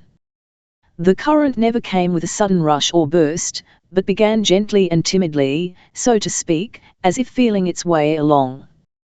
Hence the beautiful tints that always preceded sunrise in this lower world, and made it so much like the coming and going of our glorious sunshine. The marble highway now divided, and the two halves of the fork curving away to the right and left enclosed a small but exquisitely ornamented park, or pleasure ground I might call it, provided with seats of some dark wood beautifully polished and carved. This park was ornamented with 4 fountains, each springing from a crystal basin and spreading out into a feathery spray that glistened like whirling snow in the dazzling white light. As Bulger and I directed our steps toward one of the benches with the intention of taking a good rest, a low growl from him warned me to be on the alert. I gave a second look. A human being was seated on the bench. Beside myself, as I was, with curiosity to come face to face with this inhabitant of the underworld, the first we had met, I made a halt, determined to ascertain, if possible, whether he was quite harmless before accosting him. He was small in stature, and clad entirely in black, a sort of loose, flowing robe much like a Roman toga. His head was bare, and what I could see of it was round, smooth, and rosy, with about as much hair, or rather fuzz, upon it as the head of an infant 6 weeks old. His face was hidden by a black fan which he carried in his right hand, and the uses of which you will learn later on. His eyes were shielded from the intense glare of the light by a pair of coloured glass goggles. As he raised his hand between me and the light I couldn't help catching my breath. I could see right through it, the bones were as clear as amber. And his head, too, was only a little less opaque. Suddenly 2 words from Don Fum's manuscript flashed through my mind, and I exclaimed joyously, "Bulger, we're in the land of the transparent folk." At the sound of my voice the little man arose and made a bow, lowering his fan to his breast where he held it. His baby face was ludicrously sad and solemn. "Yes, sir stranger," said he, in a low, musical voice, "thou art indeed in the land of the Makamenkis, mere men, in the land of the transparent folk, called also Goggle Land, but if I should show thee my heart thou wouldst see that I am deeply pained to think that I should have been the first to bid thee welcome, for know, sir stranger, that thou speakest with Master Cold Soul the court depresser, the saddest man in all Goggle Land, and, by the way, sir, permit me to offer thee a pair of goggles for thyself, and also a pair for thy 4-footed companion, for our intense white light would blind thee both in a few days." I thanked Master Cold Soul very warmly for the goggles, and proceeded to set one pair astride my nose and to tie the other in front of Bulger's eyes. I then in most courteous manner informed Master Cold Soul who I was, and begged him to explain the cause of his great sadness. "Well, thou must know, little Baron," said he, after I had taken a seat beside him on the bench, "that we, the loving subjects of Queen Galaxa, whose royal heart is almost run down, excuse these tears, living as we do in this beautiful world so unlike the one you inhabit, which our wise men tell us is built, strange to say, on the very outside of the earth's crust where it is most exposed to the full sweep of blinding snow, freezing blast, pelting hail, drowning rain, and choking as we do, I say, in this vast temple by nature's own hands builded, where disease is unknown, and where our hearts run down like clocks that may have but one winding, we are prone, alas, to be too happy, to laugh too much, to spend too much time in idle gaiety, chattering the time away like thoughtless children amused with baubles, delighted with tinsel nothings. Know then, little Baron, that mine is the business to check this gaiety, to put an end to this childish glee, to depress our people's spirits, lest they run too high. Hence my garb of inky hue, my rueful countenance, my frequent outflowing of tears, my voice ever tuned to sadness. Excuse me, little Baron, my fan slipped then, didst see through me? I would not have thee see my heart today, for some way or other I cannot bring it to a slow pace, it is dreadfully unruly. I assured him that I had not seen through him as yet. And now, dear friends, I must explain that by the laws of the Makamenkis each man, woman, and child must wear in their garments a heart-shaped opening on their breast directly over their hearts, with a corresponding one at the back, so that under certain conditions, when the law allows it, each may have the right to take a look at his neighbour's heart and see exactly how it is beating, whether fast or slow, whether throbbing or leaping, or whether pulsating calmly and naturally. But this privilege is only accorded, as I have said, under certain conditions, hence to shut off inquisitive glances each Makamenki is allowed to carry a black fan with which to cover the heart-shaped opening above described, and in this way conceal his or her feelings to a degree. I say to a degree, for I may as well tell you right here that falsehood is unknown, or, more correctly stated, impossible in the land of the transparent folk, for the reason that so wondrously clear, limpid, and crystal-like are their eyes that the slightest attempt to say one thing while they are thinking another oils and clouds them as if a drop of milk had fallen into a glass of the purest water. As I sat gazing at this strange little being seated on the bench there beside me, I recalled a conversation which I had had with a learned Russian at Solvychegodsk. Said he, speaking of his people, we are all born with light hair, brilliant eyes, and pale faces, for we have sprung up under the snow. And I thought to myself how delighted, how entranced, he would have been to look upon this curious being, born not under the snow, but far under the surface of the earth, where in these vast chambers of this world within a world, this strange folk had, like plants grown in a dark, deep cellar, gradually parted with all their colouring until their eyes glowed like orbs of pure crystal, until their bones had been bleached to amber clearness, and their blood coursed colourless through colourless veins. Why, while sitting there following out this train of thought, the clear white light suddenly began to flicker and to play fantastic tricks upon the walls by dancing in garbs of ever-changing hues, now brightest yellow, now palest green, now glorious purple, now deepest crimson. "Ah, little Baron," exclaimed Master Cold Soul, "that was an uncommonly short day. Rise, please." I made haste to obey, whereupon he touched a spring and the bench opened in the centre, disclosing two very comfortable beds. A dinner easily provided for. "In a few moments night will be upon us," continued the Makamenki, "but thou seest that we have not been taken by surprise. I should explain to thee, little Baron, that owing to the capricious manner in which our river of light is apt both to begin and to cease flowing, we are never able to tell how long a day or a night will prove to be. This is what we call twilight. In thy world I suppose day goes out with a terrible bang, for our wise men tell us that nothing can be done in the upper world without making a noise, that your people really love noise, and that the man who makes the greatest noise is considered the greatest man. Owing to the fact, little Baron, that no one in Goggoland can tell how long the day will last, or how long it may be necessary to sleep, our laws permit no one to set any exact time when a thing shall be done, or to exact any promise to do this or that on a certain day, for, bless thy soul, that day may not be 10 minutes long. Hence we say, if tomorrow be over 5 hours long, come to me at the beginning of the 6th hour, and we never wish each other plain good night, but say, good night, as long as it lasts.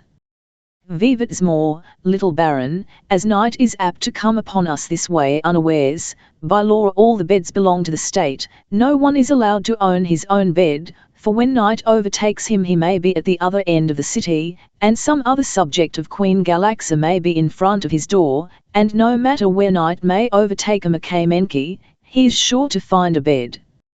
There are beds everywhere. By touching a spring they drop from the walls, they pull out like drawers, they are under the tables and divans, in the parks, in the marketplace, by the roadside, benches, bins, boxes, barrows, and barrels. By pressing a spring may in an instant be transformed into beds. It is the land of beds, little Baron. But Behold, the twilight goes to its end. Good night as long as it lasts." And with this Master Cold Soul stretched himself out and began to snore, having first carefully covered up the 2 holes in the front and back of his garment, so that I shouldn't have a chance to take a peep through him in case I should wake up first. Bulger and I were right glad to lay our limbs on a real bed, although from the way my 4-footed brother followed his tail around and around, I could see that he wasn't particularly delighted with the softness of the couch. Chapter 8. Good morning. As long as it talk from Master Cold Soul, Wonders of Goggleland. We enter the city of the Makamenkis. Brief description of it. Our approach to the royal palace. Queen Galaxa and her crystal throne. Master Cold Soul's tears. I don't think the darkness lasted over 3 hours, perhaps it was longer, but Master Cold Soul was obliged to shake me gently ere he could rouse me. "Now, little Baron," said he, after he had wished me a good morning with the usual "as long as it lasts" tack to it, "if thou art quite willing, I'll conduct thee to the court of our gracious mistress, Queen Galaxa. Our wise men have often discoursed to her concerning the upper world and the terrible sufferings of its people, exposed as they are to be first frozen by the pitiless cold and then burned by the scorching rays of what they call their sun, and she will no doubt deign to be pleased at sight of thee, although I must warn thee that thou art most uncomely, that thou seemst so black and hard to me as scarcely to be human, but rather a bit of living earth or rock. I greatly fear me that thou wilt make our people extremely vain by comparison. Thy 4-footed companion we know well by sight, having often seen his petrified image in the rocks of the dark chambers of our world. Master Cold Soul," said I, as we walked along, "when thou gettest to know me better thou wilt find me more comely, and although I shall not be able to show thee my heart, I hope to be able to prove to thee and thine that I have such a thing." No doubt, little Baron," exclaimed Master Cold Soul, "but be not offended. It is not more pleasant for me to tell thee these disagreeable things than it is for thee to hear them, but I am paid to do it and I must earn my wage. Vanity grows apace in our world, and I prick its bubbles whenever I see them. To my great wonder I now discovered that the world of the Makamenkis had its lakes and rivers like our own, only of course they were smaller and mirror-faced, being never visited by the faintest zephyr. To my question as to whether they were peopled with living things, Master Cold Soul informed me that they literally swarmed with the most delicious fish, both in scales and shells. "But think not, little Baron," he added, "that we of Goggleland have no other food than such as we draw from the water, for in our gardens grow many kinds of delicate vegetables, springing up in a single night almost as light as foam and just as white. But we are small eaters, little Baron, and rarely find it necessary to put to death a large shellfish. We merely lay hold of his great claw, which he obligingly drops into our hand, and forthwith sets about growing another. But tell me, I pray thee, Master Cold Soul," said I, "where ye find the silk to weave such soft and beautiful stuff as that thy garment is fashioned from?" "In this underworld of ours, little Baron," replied Master Cold Soul, "there are many vast recesses not reached by the river of light, and in these dark chambers flit about huge night moths, like restless spirits forever on the wing, but of course they are not, for we find their eggs glued against the rocky sides of these caverns and collect them carefully. The worms that are hatched from them spin huge cocoons so large that one may not be hidden in my hand, and these unwound give unto our looms all the thread they need. And the beautiful wood," I continued, "which I see about me carved and fashioned into so many articles, whence comes it?" "From the quarries," answered Master Cold Soul. "Quarries?" I repeated wonderingly. "Why, yes, little Baron," said he, "for we have quarries of wood as no doubt thou hast quarries of stone. Our wise men tell us that thousands and thousands of years ago vast forests grown in your world were in the upheavals and fallings in of the earth's crust thrust down into ours, the gigantic trunks wedged closely together, and standing bolt upright just as they grew. At least, so we find them when we have dug away the hardened clay that has shut them in these many ages. But see, little Baron, we are now entering the city. Yonder is the royal palace, wilt walk with me thither?" Ah, dear friends, would that I could make you see this beautiful city of the underworld just as it showed itself to me then, spread out so gloriously beneath the glittering domes and vaulted corridors, from which poured down upon the exquisitely carved and polished entrances to the living chambers of this happy folk, a flood of white light apparently more dazzling than our noonday sun. It was a sight so strangely beautiful that many times I paused to gaze upon it. Young and old, all clad in the same gracefully flowing garbs of silk, now purple, now royal blue, and now rich vermilion, were hurrying hither and thither, each armed with the inevitable black fan, and the baby face of each aglow with life and sweet content, while 100 fountains springing from crystal basins glistened in the dazzling white light, and 10 times 100 flags and gonfalons hung listless but rich in splendor from invisible wires. Strange music came floating along from the gracefully shaped barges with silken awnings, which were gliding noiselessly over the surface of the winding river, the oars stirring the waters until the wake seemed a path through molten silver. As Bulger and I followed Master Cold Soul along the streets of polished marble, it was not long before a crowd of Makamenkis was at our heels, whispering all sorts of uncomplimentary things about us, mingled with not a few fits of suppressed laughter. The court depressor reproved them sternly. "Cease your ill-timed mirth," said he, "and go about your business. Must I pause and tell you a gruesome tale to check your foolish gaiety? Know ye not that all this silly mirth doth quicken your hearts and make them run down just so much sooner?" At these words of Master Cold Soul they fell back, and put an end to their giggling, but it was only for a moment, and by the time we reached the portal of the royal palace, a still louder and noisier crowd was close behind us. Master Cold Soul suddenly halted, and drawing forth a huge pocket handkerchief, began to weep furiously. It was not without its effect, and from that moment I could see that the Makamenkis were inclined to take a more serious view of my arrival in their city, although it was only Cold Soul's presence that kept them from bursting out into fits of violent laughter. Above the portals of the Queen's palace there were large openings hewn in the rock for the purpose of admitting light into the royal apartments, but these windows, if they may be called such, were hung with silken curtains of delicate colours, so that the light which entered the throne room was tempered and softened. The room itself was likewise hung with silken stuffs, which gave it a look of oriental splendour, but never in my travels among strange peoples of faraway lands had my eyes ever rested upon any work of art that equalled the crystal throne upon which sat Galaxa, Queen of the Makamenkis.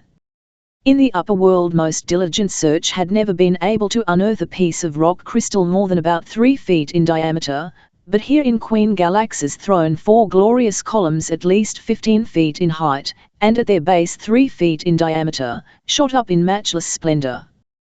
Their lower parts shut in spangles of gold that glittered with ever-varying hues as a different light fell upon them. The cross pieces and pieces making up the back and arms had been chosen on account of the exquisitely beautiful hair and needle-shaped crystals of other metals which they enclosed. A silken baldachin of rare beauty covered in the throne, and from its edges dropped heavy cords and tassels of rich color and the perfection of human handicraft as to fineness and finish. At the foot of the throne sat the young Princess Crystallina, and standing behind her, and engaged in combing her long silken tresses, was her favourite waiting maid, Damoiselle Glowstone, while around and about, in files and group-wise, stood lords and ladies, courtiers and councillors, by the dozen. As Master Cold Soul advanced to salute the Queen, a throng of the idlers who had followed at our heels crowded into the anteroom with loud outbursts of laughter.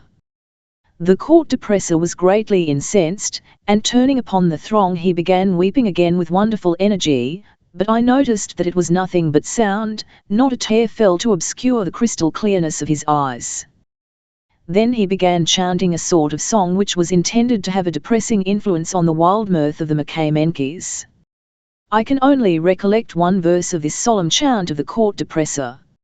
It ran as follows: "Weep, Makamenkis, weep, oh weep, for the eyeless man in the city of light, for the mouthless man in plenteous bowers, for the earless man in music's realm, for the noseless man in the kingdom of flowers.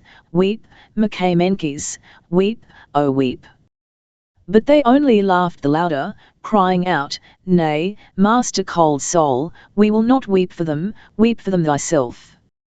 At last Queen Galaxa raised the slender golden wand, tipped with a diamond point, that lay within her hand, and instantly a hush came upon the whole place, while every eye was riveted upon Bulger and me.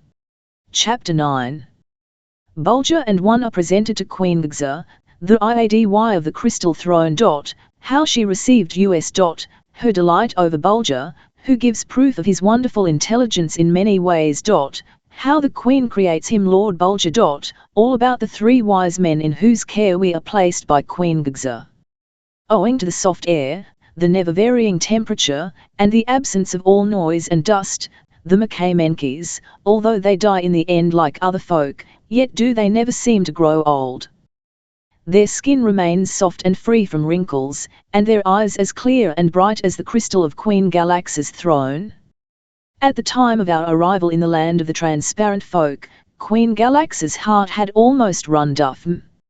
In about 2 weeks more it would come quietly and gently to a stop, for, as I have already told you, dear friends, the heart of a Makamenki being perfectly visible when the dazzling white light in its full strength was allowed to shine through his body, why, it was a very easy matter for a physician to take a look at the organ of life, and tell almost to the hour when it would exhaust itself, in other words, run down.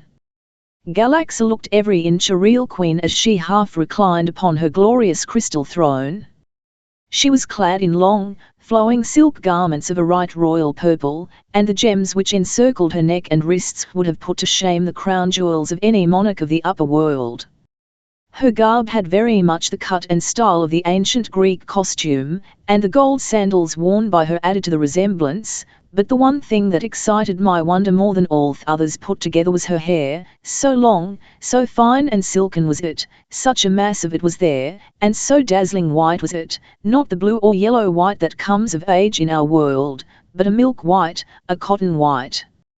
And as we drew near, to Bulger's but not to my amazement, her hair began to quiver and rustle and rise, until it buried her whole throne completely out of sight.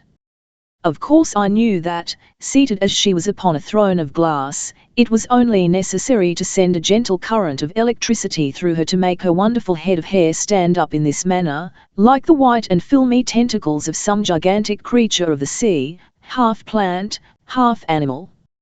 "Rise, little Baron," said Queen Galaxa, as I dropped upon my right knee on the lowest step of the throne, "and be welcome to our kingdom. Whilst thou may be pleased to tarry here, my people shall bestir themselves to show thee all that may seem wonderful in thine eyes, for although our wise men have often discussed to us of the upper world, yet art thou its first inhabitant to visit us, and thy wonderful companion is right welcome too." "Can he talk, little Baron?" "Not exactly," Queen Galaxa said I with low obeisance, "yet he can understand me and I him." "He is quite harmless, is he not?" asked the Queen. You may try to imagine how I felt, dear friends, when, as I was about to say, "Perfectly so, royal lady," to my amazement I saw Bulger advance and sniff at the Princess Crystallina and then draw back and show his teeth as she stretched out her hand to caress him. Bending over him I reproved him in a whisper, and bade him kneel before the Queen. This he proceeded to do, saluting her with 3 very stately bows, at which everybody laughed heartily. "I would have him come nearer," said the Queen, "so that I may lay my hand upon him." At a sign from me Bulger began to lick his 4 paws very carefully, and then having wiped them on the rug, sprang up the steps of the throne and placed his front feet upon Queen Galaxa's lap. The fair ruler of the Makamenkis was delighted with this sample of Bulger's fine manners, and in order to amuse her still further I proceeded to put Bulger through many of his quaint tricks and curious feats, bidding him say his prayers, feign death, weep for his sweetheart, count 10, walk upright, go lame, and cry to tell how it hurts. Scarcely had he gone half around the circle, feigning lameness, when the Damoiselle Glowstone began to weep herself, and stooping down commenced to caress Bulger and to kiss his lame foot, caresses which, to my more than surprise, Bulger was not slow in returning, and later too when I bade him choose the maiden he loved best and kiss her hand, He bounded straight toward Glowstone and bestowed not 1 but 20 kisses upon her outstretched hands, while the Princess Crystallina shrank away in fear and disgust from the ugly beast as she termed him. "Bid him bring my handkerchief to me, little Baron," cried Galaxa, throwing it on the floor. I did as the Queen commanded, but Bulger refused to obey. "Thou seest, Queen Galaxa," said I with a low bow, "he refuses to lift the handkerchief without a command from thy royal self," which delicate compliment pleased the lady mightily. "How comes it, little Baron," she asked, "that thou shouldst be of noble lineage and thy brother, as thou callest him, plain Bulger?" "It comes, royal lady," said I right humbly, "as it often comes in the world which I inhabit, that honours go to them that least deserve them." "Well, then, little Baron," cried Galaxa gaily, "though I be but a petty sovereign compared with thine, yet may small rulers do acts of great justice. Bid thy 4-footed brother kneel before us." Princess Crystallina uncovers her heart. At a word from me, Bulger prostrated himself on the steps of Galaxa's crystal throne, and laid his head at her very feet. Leaning forward, she touched him lightly with her golden wand, and exclaimed, "Rise, Lord Bulger, rise." Queen Galaxa, seated on her crystal throne, bids Lord Bulger rise.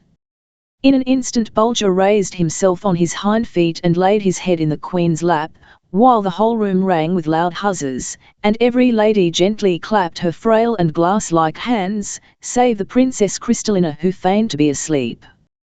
Queen Galaxa now undid a string of pearls from her neck and tied them with her own hands around Lord Bulger's, and so it was that my 4-footed brother ceased to be plain Bulger. Then, turning to her councillors of state, Queen Galaxa bade them assign a royal apartment to Lord Bulger and me, and gave strict orders that the severest punishment be at once visited upon any Makamenki who should dare to laugh at us or to make disrespectful remarks concerning our dark eyes and skins and weather-beaten appearance, for, as the royal lady said to her people, ye might look worse than they were ye compelled to live on the outside instead of the inside of the world, exposed to biting blasts, piercing cold, and clouds of suffocating dust.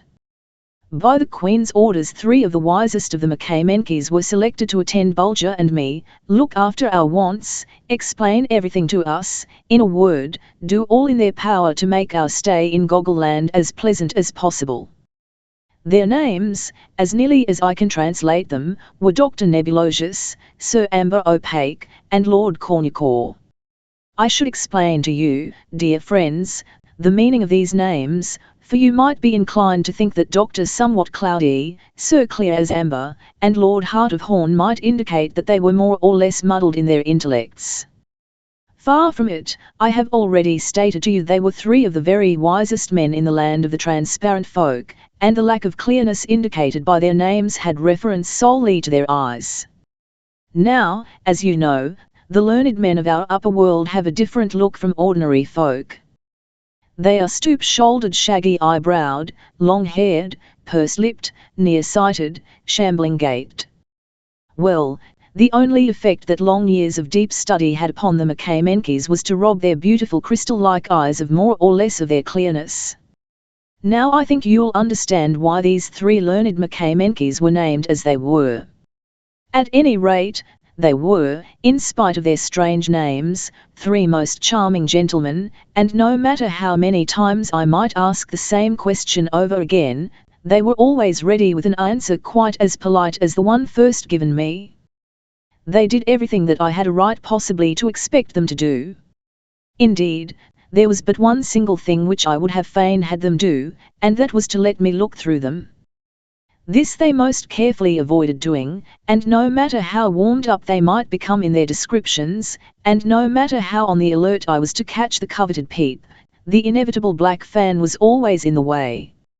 Naturally, not only they, but all the transparent folk, felt a repugnance to have a perfect stranger look through them, and I couldn't blame them for it either. I despaired of ever getting a chance of seeing a human heart beating away for dear life, for all the world just like the swing of a pendulum or the vibration of a balance wheel. Chapter 10. A brief account of my conversations with Dr. Nebulosius, Sir Amber Opaque, and Lord Cornucore, who tell me many things that one never knew before, for which one was very grateful. Lord Bulger and I were more than pleased with our new friends, Dr. Nebulosius, Sir Amber Opaque, and Lord Cornucore, although so eager were they to make us thoroughly comfortable, that they overdid the matter at times, and left me scarcely a moment to myself in which to make an entry in my notebook. They were extremely solicitous lest in my ignorance I should set down something wrong about them.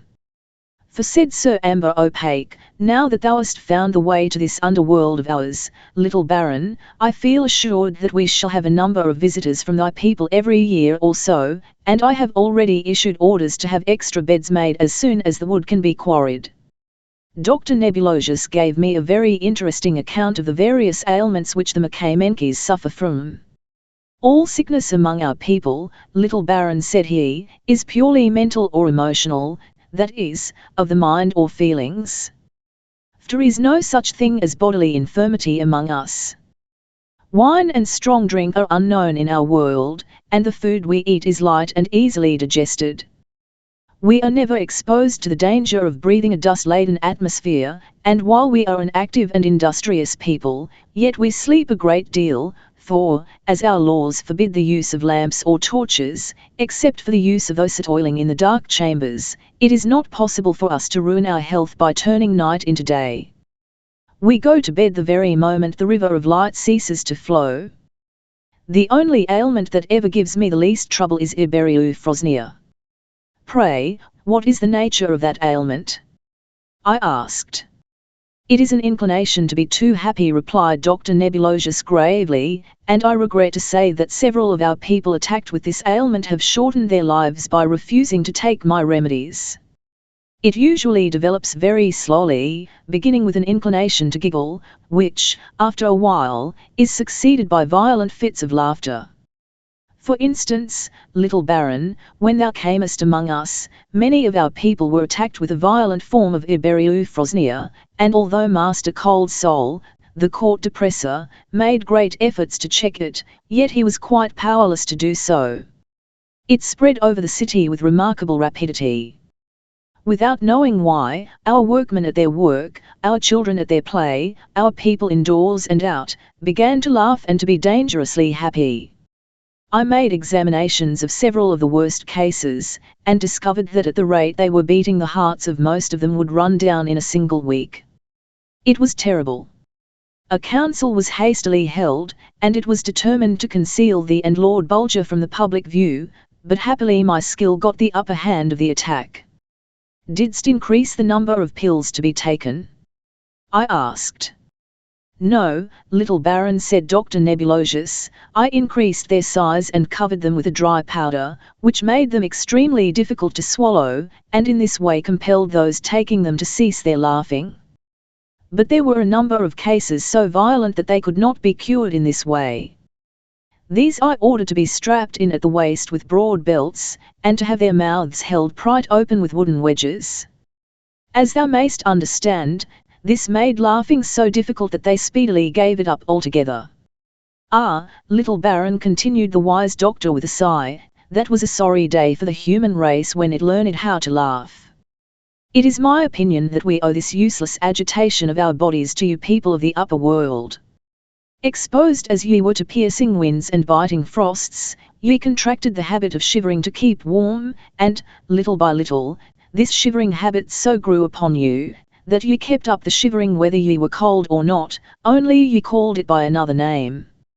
Now, my knowledge of the human body teaches me that this quivering of the flesh is a very wise provision of nature to keep the blood in motion, and in this way to save the human body from perishing from the cold. But why should we quiver when we are happy, little Baron?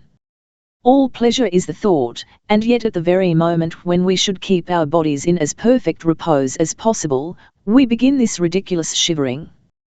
Do we shiver when we look upon the beauties of the river of light, or listen to sweet music, or gaze upon the loving countenance of our gracious Queen Galaxa? But worse than all, little Baron, this senseless quivering and shivering which we call laughter, unlike good, deep, long-drawn, wholesome sighs, empty the lungs of air without filling them again, and thus do we often see these gigglers and laughers fall over in fainting fits, absolutely choked by their own wild and unreasoning action. I have always contended, little Baron, that we alone of all animals had the laughing habit, and I am now delighted to have my opinion confirmed by my acquaintance with the wise and dignified Lord Bulger. Observe him. He knows quite as well as we what it is to be pleased, to be amused, to be delighted, but he doesn't think it necessary to have recourse to fits of shivering and shuddering. Through the brightened eye, true window of the soul, I can see how happy he is. I can measure his joy, I can take note of his contentment. I was delighted with this learned discourse of the gentle Dr. Nebulosius, and made notes of it lest the points of his argument might escape my memory. The more pleased was I in that he proved my faithful Bulger to be so wisely constructed and regulated by nature. I made particular inquiry of my friends, Sir Amber O'Pake and Lord Cornucore, as to whether Queen Galaxa ever had any trouble in governing her people. None whatever was the answer. In many a long year has it only been necessary on 1 or 2 occasions to summon a Makamenki before the magistrate and examine his heart under a strong light. The only punishment allowed by our laws is confinement for a shorter or longer time in one of the dark chambers. The severest sentence ever known to have been passed by one of our magistrates was 12 hours in length. But in all honesty, we must admit, little Baron, that falsehood and deception are unknown amongst us for the simple reason that, being transparent, it is impossible for a Makamenki to deceive a brother without being caught in the act. Therefore why make the attempt? The very moment one of us begins to say one thing while he is thinking another, his eyes cloud up and betray him, just as the crystal clear weather glass clouds up at the approach of a storm in the upper world. But this, of course, little Baron, is only true of our thoughts. Our laws allow us to hide our feelings by the use of the black fan. No one may look upon another's heart unless its owner wills it. It is a very grave offence for one Makamenki to look through another without that one's permission. But as thou wilt readily understand, inasmuch as we are by nature transparent, it is utterly impossible for a marriage to prove an unhappy one, for the reason that when a youth declares his love for a maiden, they both have the right by law to look upon each other's hearts, and in this way they can tell exactly the strength of the love they have for each other. This and many other strange and interesting things did my new friends, Dr. Nebulosius, Sir Amber O'Pake, and Lord Cornucore impart unto me, and right grateful was I to good Queen Galaxa for having chosen them for me. Good friends are better than gold, although we may not think it at the time. Chapter 11. Pleasant days passed among the Makamenkis, and wonderful things seen by us. The spectral garden, and a description of it. Our meeting with Dame Ozil Glowstone, and what came of it. From now on Lord Bulger and I made ourselves perfectly at home among the Makamenkis. One of the royal barges was placed at our disposal, and when we grew tired of walking about and gazing at the wonders of this beautiful city of the underworld, we stepped aboard our barge and were rowed hither and thither on the glassy river, and if I had not seen it myself I never would have believed that any kind of shellfish could ever be taught to be so obliging as to swim to the surface and offer one of their huge claws for our dinner, politely dropping it in our hand the moment we had laid hold of it. On one of the river banks I noticed a long row of wooden compartments looking very much like a grocer's bins, but you may think how amused Bulger and I were upon coming closer to this long row of little houses to find that they were turtle nests, and that quite a number of the turtles were sitting comfortably in their nests busy laying their eggs, which, let me assure you, were the most dainty tidbits I ever tasted. I think I informed you that the river flowing through Goggleland was fairly swarming with delicious fish, the carp and sole being particularly delicate in flavour, and knowing, as I did, what a tender-hearted folk the Makamenkis are, I had been not a little puzzled in my mind as to how they had ever been able to summon up courage enough to drive a spear into one of these fish, which were as tame and playful as a lot of kittens or puppies, and followed our barge hither and thither, snapping up the food we tossed to them, and leaping into the air, where they glistened like burnished silver as the white light sparkled on their scales. But the mystery was solved one day when I saw one of the fishermen decoying a score or more of fish into a sort of pen shut off from the river by a wire netting. Scarcely had he closed the gates when, to my amazement, I saw the fish one after the other come to the surface and float about on their sides, stone dead. This, little Baron, explained the man in charge, is the death chamber. Hidden at the bottom of this dark pool lie several electric eels of great size and power, and when our people want a fresh supper of fish we simply open these gates and decoy a shoal of them inside by tossing their favourite food into the water. The executioners are awaiting them, and in a few instants the fish, while enjoying their repast and suspecting no harm, are painlessly put to death, as thou hast seen. One part of the city of the transparent folk which attracted Bulger and me very much was the royal gardens. It was a weird and uncanny place, and upon my first visit I walked through its paths and beneath its arbours upon my toes and with bated breath, as you might steal into some bit of fairyland, looking anxiously from side to side as if at every step you expected some sprite or goblin to trip you up with a tough spider web, or brush your cheeks with their cold and satiny wings. Now, dear friends, you must first be told that with the loss of sunshine and the open air, the flowers and shrubs and vines of this underground world gradually parted with their perfumes and colours, their leaves and petals and stems and tendrils growing paler and paler in hue, like lovelorn maids whose sweethearts had never come back from the war. Month by month the dark greens, the blush pinks, the golden yellows, and the deep blues pined away, longing for the lost sunshine and the wooing breeze they loved so dearly, until at last the transformation was complete, and there they all stood or hung bleached to utter whiteness, like those fantastic clumps of flowers and wreaths of vines which the feathery snow of April builds in the leafless shrubs and trees. I cannot tell you, dear friends, what a strange feeling came over me as I stepped within this spectral garden where ghost-like vines clung in fantastic forms and figures to the dark trellises, and where tall lilies, whiter than the down of Ida, stood bolt upright like spirits doomed to eternal silence, denied even the speech of perfume, and where huge clusters of snowy chrysanthemums, fluffy feathery forms, seemed pressing their soft bodies together like groups of banished celestials in a sort of silent despair as they felt the warmth and glow of sunlight slowly and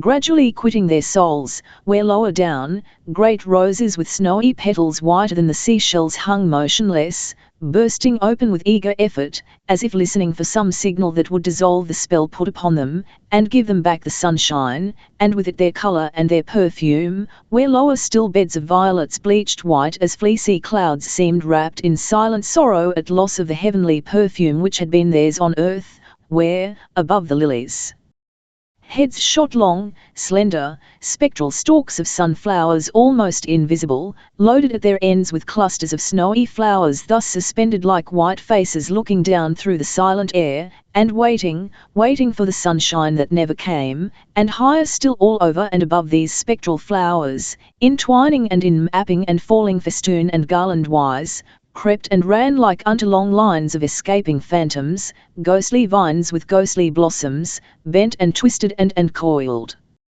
into 1,000 strange and fantastic forms and figures which the white light with its inky shadows made alive and half-human, so that movement and voice alone were needful to make this garden seem peopled with sorrowing sprites banished to these subterranean chambers for strange misdeeds done on earth and condemned to wait 10,000 years ere sunlight and their colour and their perfume should be given back to them again.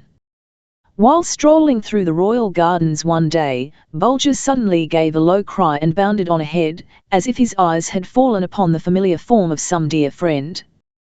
When I came up with him he was crouching beside the Damoiselle Glowstone who, seated on one of the garden benches, was caressing Bulger's head and ears with one of her soft hands with its filmy-like skin, while the other held its black fan pressed tightly against her bosom. She looked up at me with her crystal eyes, and smiled faintly as I drew near. "Thou seest, little Baron," she murmured, "Lord Bulger and I have not forgotten each other. Since our presentation at court I had been going through and through my mind in search of some reason for Bulger's sudden affection for Damoiselle Glowstone, but had found none. I was the more perplexed as she was but the maid of honour, while the fair Princess Crystallina sat on the very steps of the throne. But I said nothing save to reply that I was greatly pleased to see it, and to add that where Bulger's love went, mine was sure to follow. "Oh, little Baron, if I could but believe that," sighed the fair damozel. "Thou mayst," said I, "indeed thou mayst." "Then, if I may, little Baron," she replied, "I will, and prithee come and sit beside me here, only till I bid thee, look not through me. Dost promise?" "I do, fair damozel," was my answer. "And thou, Lord Bulger, lie there at my feet," she continued, "and keep thy wise eyes fixed upon me and thy keen ears wide open. Little Baron, if both thine and our worlds were filled with sorrowing hearts, mine would be the heaviest of them all. List.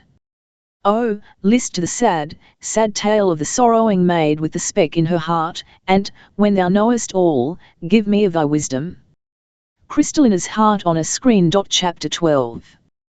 The sad, sad tale of the sorrowing princess with a speck in her heart, and what all happened when she had ended it, which the reader must read for himself if he would know.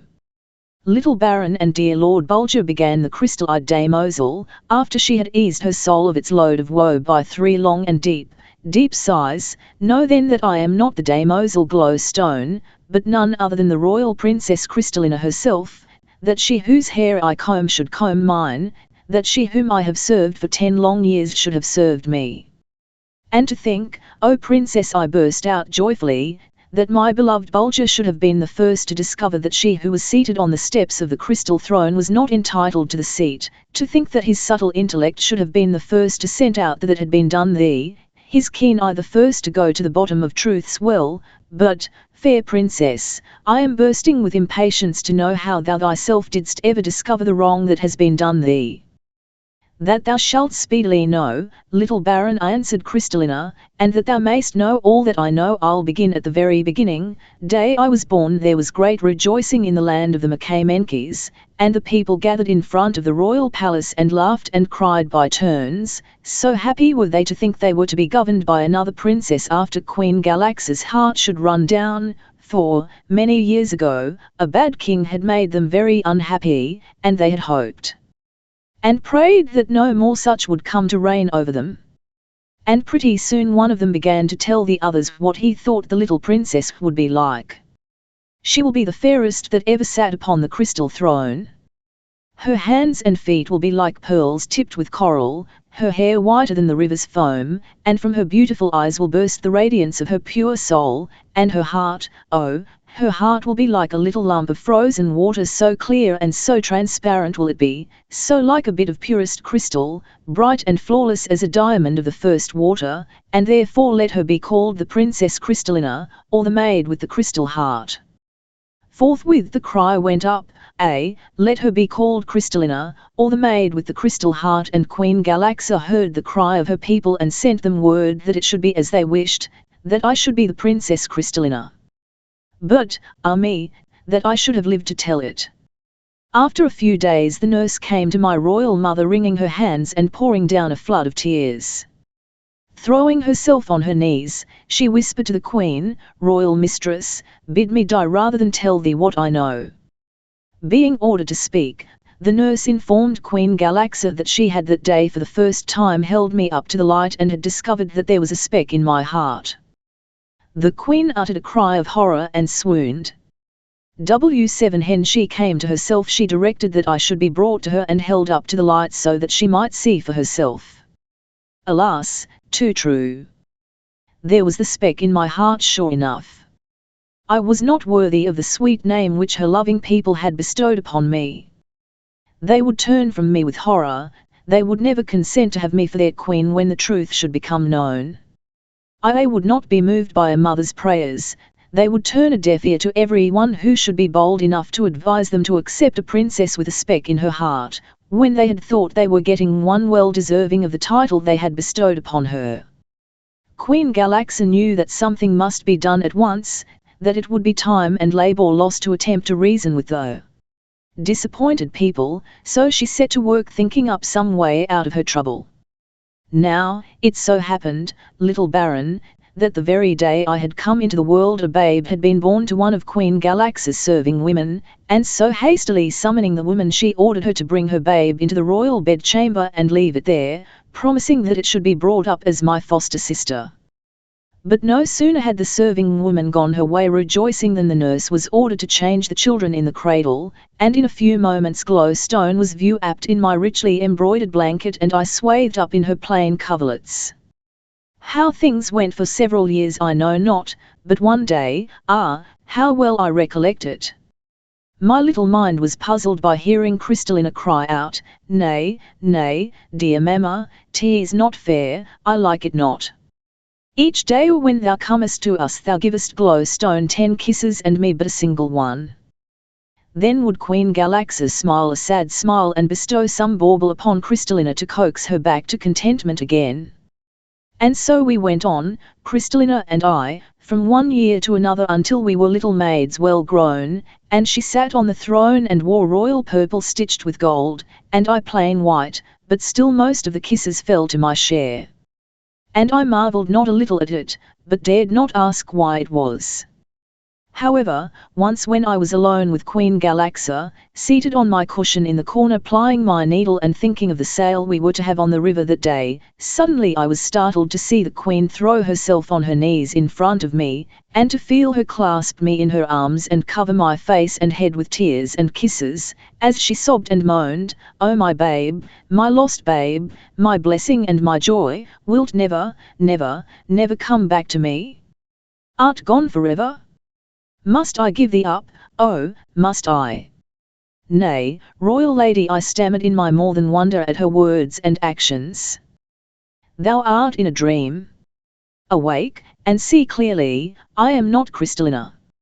I am Glowstone, thy foster child. I'll hie me straight and bring my royal sister to thee." But she would not let me loose, and for all answer showered more kisses on me till I was well nigh smothered, so tight she held me pressed against her bosom, while around and over me her long thick tresses fell like a woven mantle. And then she told me all that I have told thee, little Baron, and charged me never to impart it unto any soul in Goggle Land, and I made a solemn promise unto her that I never would. "And thou hast kept thy word like a true princess as thou art," said I cheerily, "for I am not of thy world, fair Crystallina."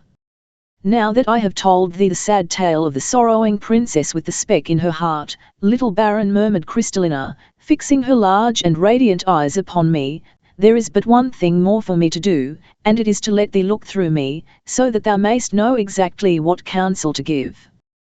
And so saying the fair princess rose from her seat, and having placed herself in front of me with a flood of white light falling full upon her back, she lowered her black fan and bade me gaze upon the heavy heart which she had carried about with her all these years, and tell her exactly how large the speck was and where it lay, and what colour it was. I was overjoyed to get an opportunity at last to look through one of the Makamenkis, and my own heart bounded with satisfaction as I looked and looked upon that mysterious little thing, nay, rather tiny being, living, breathing, palpitating within her breast, now slow and measured as she dwelt in thought upon her sad fate, now beating faster and faster as the hope bubbled up in her mind that possibly I might be able to counsel her so wisely that an end would come to all her sorrow. "Well, wise little Baron," she murmured anxiously, "what seest thou? Is it very large? In what part is it? Is it black as night or some colour less fatal?" "Take courage, fair princess," said I, "it is very small and lies just beneath the bow on the left side. Nor is it black, but reddish rather, as if a single drop of blood from the veins of thy far-distant ancestors had outlived them these thousands of years and hardened there to tell whence thy people came." The princess wept tears of joy upon hearing these comforting words. "If it had been black," she whispered, "I would have e'en me down in this bed of violets and never risen more till my people had come to bear me to my grave in the silent burial chamber, unvisited by the river of light." At this sad outbreak Bulger whined piteously and licked the princess's hands as he looked up at her with his dark eyes radiant with sympathy. She was greatly cheered by this message of comfort, and it moved me, too, by its heartiness. "List, fair princess," said I gravely. I own the task is not a light one, but hope for the best. I would that we had more time, but as thou knowest Queen Galaxa's heart will soon run down, therefore must we act with dispatch as well as wisdom. But first of all must I speak with the Queen and gain her consent to act for thee in this matter. That, I fear me, she will never grant, moaned Crystallina. However, thou art so much wiser than I, do as best seems to thee. The next thing to be done, fair princess, I added solemnly, is to show thy heart boldly and fearlessly to thy people. Nay, little baron, she exclaimed, rising to her feet, that may not be, for know that our law doth make it treason itself for one of our people to look through a person of royal blood. Oh, no, little baron, that may never be. Stay, sweet princess, I urged in gentlest tones, not so fast. Thou dost not know what I mean by showing thy heart boldly to thy people. Never fear. I will not break the law of the land, and yet they shall look upon the speck within thy heart, and see how small it is, and hear what I have to say about it, and thou shalt not even be visible to them. O little baron, murmured Crystallina, if this may only be. I feel they will forgive me. Thou art so wise, and thy words carry such strong hope to my poor, heavy heart that I almost, nay, fair princess, I interrupted, hope for the best, no more. I am not wise enough to read the future, and from what I know of thy people they seem but little different from mine own. Perchance I may be able to sway them toward my views, and make them cry, long live Princess Crystallina, but I can only promise thee to do my best. Betake thee now to the palace, and scorn not for yet a day or so to take up the golden comb and play the damozel glowstone in all humility. Chapter 13. How one set to work to undo a wrong that had been done in the kingdom of the Makamenkes, and how Bulger helped. Queen Galaxa's confession. One created Prime Minister as long as she lives. What took place in the throne room. My speech to the men of Goggleland, after which one show them something worth seeing. How one was pulled in different directions and what came of it. The first thing I did after the genuine Princess Crystallina had left me was to seek out Dr. Nebulosius and learn from him the exact number of hours before the Queen's heart would run down. As he had just been making an examination, he was able to tell the very minute. It was 17 hours and 13 minutes, rather a short time, you must confess, dear friends, in which to accomplish such an important piece of business as I had in mind. I then made my way directly to the royal palace and demanded a private audience with the Lady of the Crystal Throne. With the advice of Sir Amber Opaque and Lord Cornucore, she firmly but graciously refused to receive me, giving as an excuse that the excitement that would be sure to follow an interview with the man of the Makamenkes had named me, would shorten her life at least 13 minutes. But I was not to be put off in so unceremonious a manner. Sitting down, I seized a pen and mote the following words upon a piece of glazed silk. To Galaxa, Queen of the Makamenkes, Lady of the Crystal Throne. I, Lord Bulger, a Makamenkian noble, bearer of this, who was the first to discover that the real princess was not sitting on the steps of the Crystal Throne, demand an audience for my master Baron Sebastian von Trump, commonly known as Little Baron Trump, and prompted by him I ask, vivat 13 minutes of thy life, O Queen Galaxa, to the long years of sorrow and disappointment in store for thy royal child. Taking this letter in his mouth, Bulger sprang away with long and rapid bounds. In a few minutes he was in the presence of the Queen, for the guards had fallen back affrighted as they saw him draw near with his dark eyes flashing indignation. Raising himself upon his hind feet, he laid the letter in Galaxa's hands. The moment she had read it she fell into a swoon, and all was stir and commotion in and round about the palace. I was hastily summoned and the audience chamber cleared of every attendant save Dr. Nebulosius, Sir Amber Opaque, Lord Cornucore, Lord Bulger, and me. Send for the damozel glowstone, commanded the Queen, and when she had appeared, to the amazement of all saving Bulger and me, Galaxa bade her mount the steps of the crystal throne. Then, having embraced her most tenderly, The Queen spoke these words, "O faithful counsellors and vice-friends from the upper world, this is the real Princess Crystallina, whom I have for all these years wickedly and wrongfully kept from her high state and royal privileges. She was born with a speck in her heart, and I feared that it would be useless to ask my people to accept her as my successor." "A Lady of the Crystal Throne," exclaimed Lord Cornucore, "thou hast wisely done. Thy people would never have received her as Princess Crystallina, for, being by the laws of our land denied the privilege to look for themselves, they never would have believed that this spot in the princess's heart was but a tiny speck like a single hair crystal in the arm of thy magnificent throne. Herefore, O Queen, we counsel thee not to embitter thy last hours by differences with thy loving subjects." "My Lord Cornucore," said I with a low bow, "I make bold to raise my voice against thine, and I crave permission from Queen Galaxa to parley with her people." "Forbid it, royal lady," cried Sir Amber O'Pake savagely, at which Bulger gave a low growl and showed his teeth. "Queen Galaxa," I added gravely, "a wrong confessed is half redressed. This fair princess, 'tis true, hath a speck in her heart which ill accords with the name bestowed upon her by thy people. Bid me be master until thy heart runs down, and by the knighthood of all the trumps I promise thee that thou shalt have 3 hours of happiness ere thy royal heart has ceased to beat." "Be it so, little baron," exclaimed Galaxa joyfully. "I proclaim thee Prime Minister for the rest of my life." At these words Bulger broke out into a series of glad barks, and, raising upon his hind legs, licked the Queen's hand in token of his gratitude, while the fair princess looked a love at me that was too deep to put into words. I had now but a few hours to act. The excitement, so Dr. Nebulosius assured me, would shorten the Queen's life a full hour. It had always been my custom to carry about with me a small but excellent magnifying glass, a double convex lens, for the purpose of making examinations of minute objects, and also for reading inscriptions too fine to be seen with the naked eye.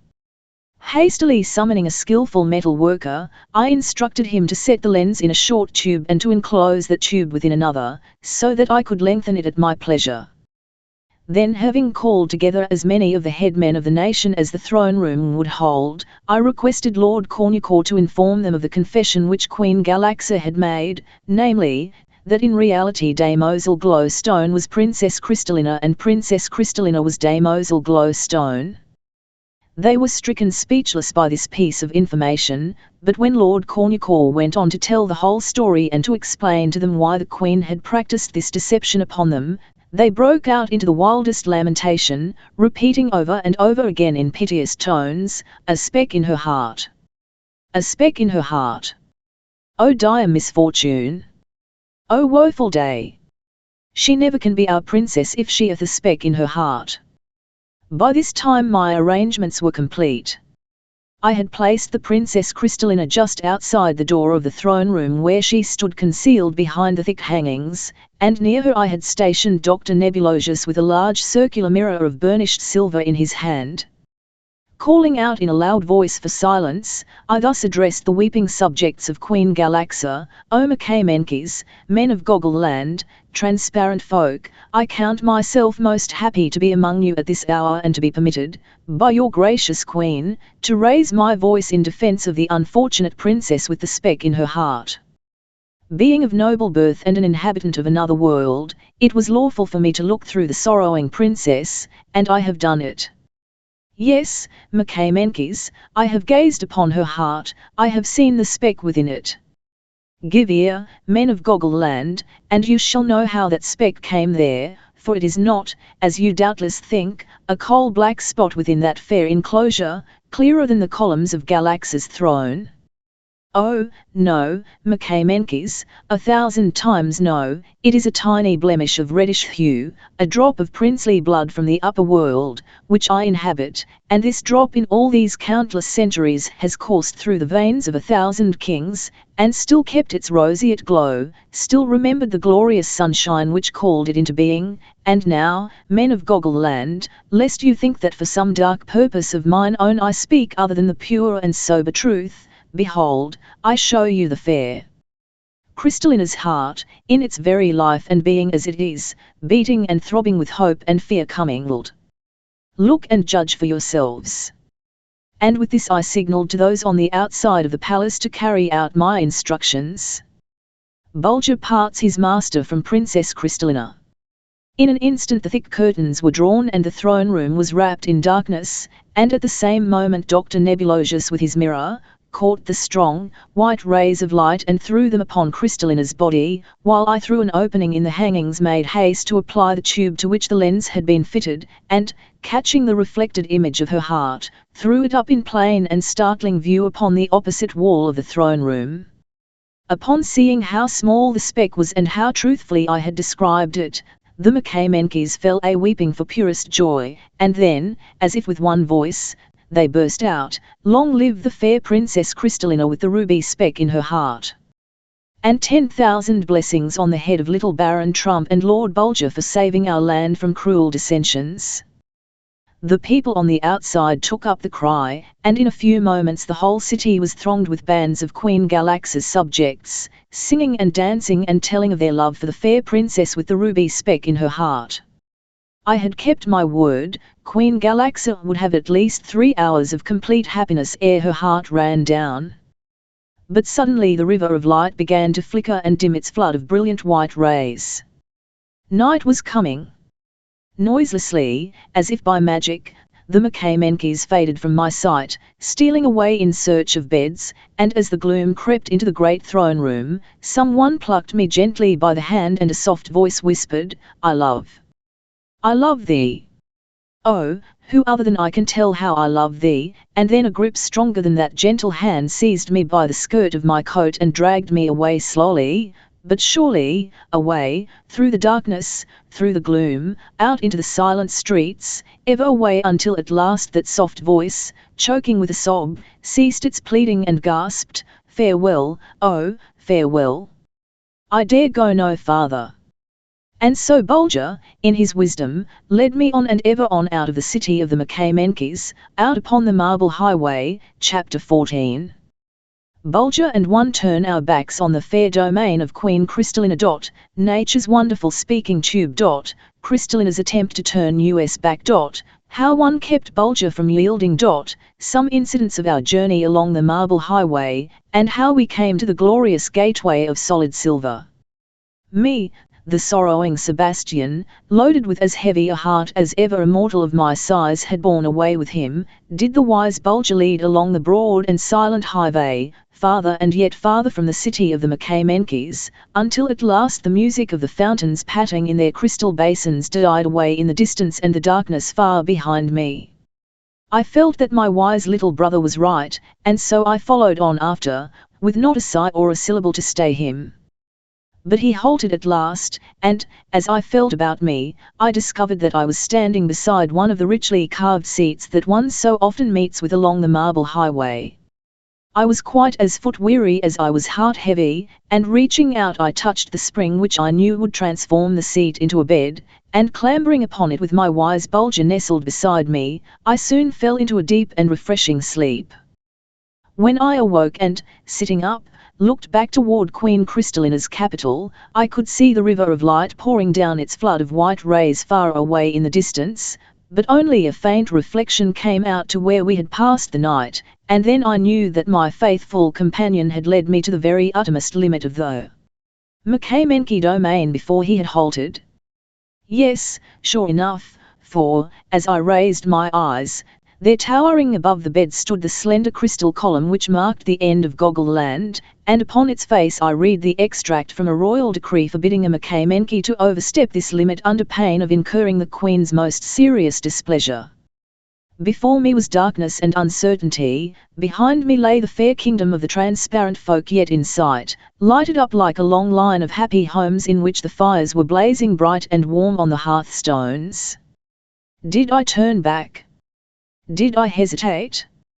No, I could see a pair of speaking eyes fixed upon me, and could hear a low whine of impatience coaxing me along. Stooping down, I fastened a bit of silken cord taken from the bed to Bulger's collar and bade him lead the way. It was a long while before the light of Queen Crystallina's city faded away entirely, and even when it ceased to be of any service in making known to me the grandeur and beauty of the vast underground passage, I could still see it glitter like a silver star away behind me. But it disappeared at last, and then I felt that I had parted forever with the dear little princess with the speck in her heart.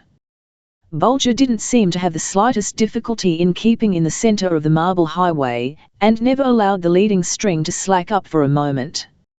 However, it was by no means a tramp through utter darkness, for the lizards of which I have already spoken, aroused by the sound of my footfalls, snapped their tails and lighted up their tiny flash torches in eager attempts to discover whence the noise proceeded, and what sort of a being it was that had invaded their silent domains. We had covered possibly 2 leagues when suddenly a low and mysterious voice, as soft and gentle as if it had dropped from the clear, starry heavens of my own beautiful world, reached my ear. "Sebastian! Sebastian!" it murmured. Before I could stop to think, I uttered a cry of wonder, and the noise of my voice seemed to awaken 10,000 of the tiny living flashlights inhabiting the cracks and crevices of the vast arched corridor, flooding it for a moment or so with a soft and roseate radiance. "Sebastian! Sebastian!" again murmured the mellow and echo-like voice, coming from the very walls of rock beside me. Hastily drawing near to the spot whence the words seemed to come, I laid my ear against the smooth face of the rock. Again the same soft sighing voice pronounced my name so clearly and so close beside me that I reached out to grasp Crystallina's hand, for hers was the voice, the same sweet voice that had told me of her sorrow in the spectral garden, but there was no one there. In reaching out, however, I had passed my left hand along the face of the wall, and it had marked the presence of a round smooth opening in its rocky face, an opening about the size of a rain-water pipe in the upper world. Instantly it flashed upon my mind that through some whim of nature this opening extended for leagues back towards the city of the Makamenkes through the miles of solid rock, and opened in the very throne room of the Princess Crystallina. Yes, I was right, for after a moment or so again the same sweet voice came through the speaking tube of nature's own making and fell upon my eager ear. I waited until it had ceased, and setting my mouth in front of the opening I murmured in strong but gentle tones, "Farewell, dear Princess Crystallina." Bulger and the little Baron both bid thee a long farewell, and then raising Bulger in my arms, I bade him weep for his royal friend whom he would never see again. He gave a long, low, piteous cry, half whine, half howl, and then I listened for Crystallina's voice. It was not long in coming. "Farewell, dear Bulger, farewell, dear Sebastian. Crystallina will never forget you until her poor heart with the speck in it runs down and the crystal throne knows her no more." Poor Bulger! It now became my turn to tear him from this spot, for Crystallina's voice, sounding thus unexpectedly in his ears, had aroused all the deep affection which he had so ruthlessly smothered in order to bring his little master to his senses and free him from the charm of Crystallina's grace and beauty. But in vain. All my strength, all my entreaties, were powerless to move him from the place. Evidently Crystallina had heard me pleading with Bulger and had imagined that now I would waver and stand irresolute. "Hear dear Bulger's prayer, O beloved," she pleaded, "and turn back to thy disconsolate Crystallina, whom thou madest so happy for a brief moment. Turn back. Oh, turn back." Bulger now began to whine and cry most piteously.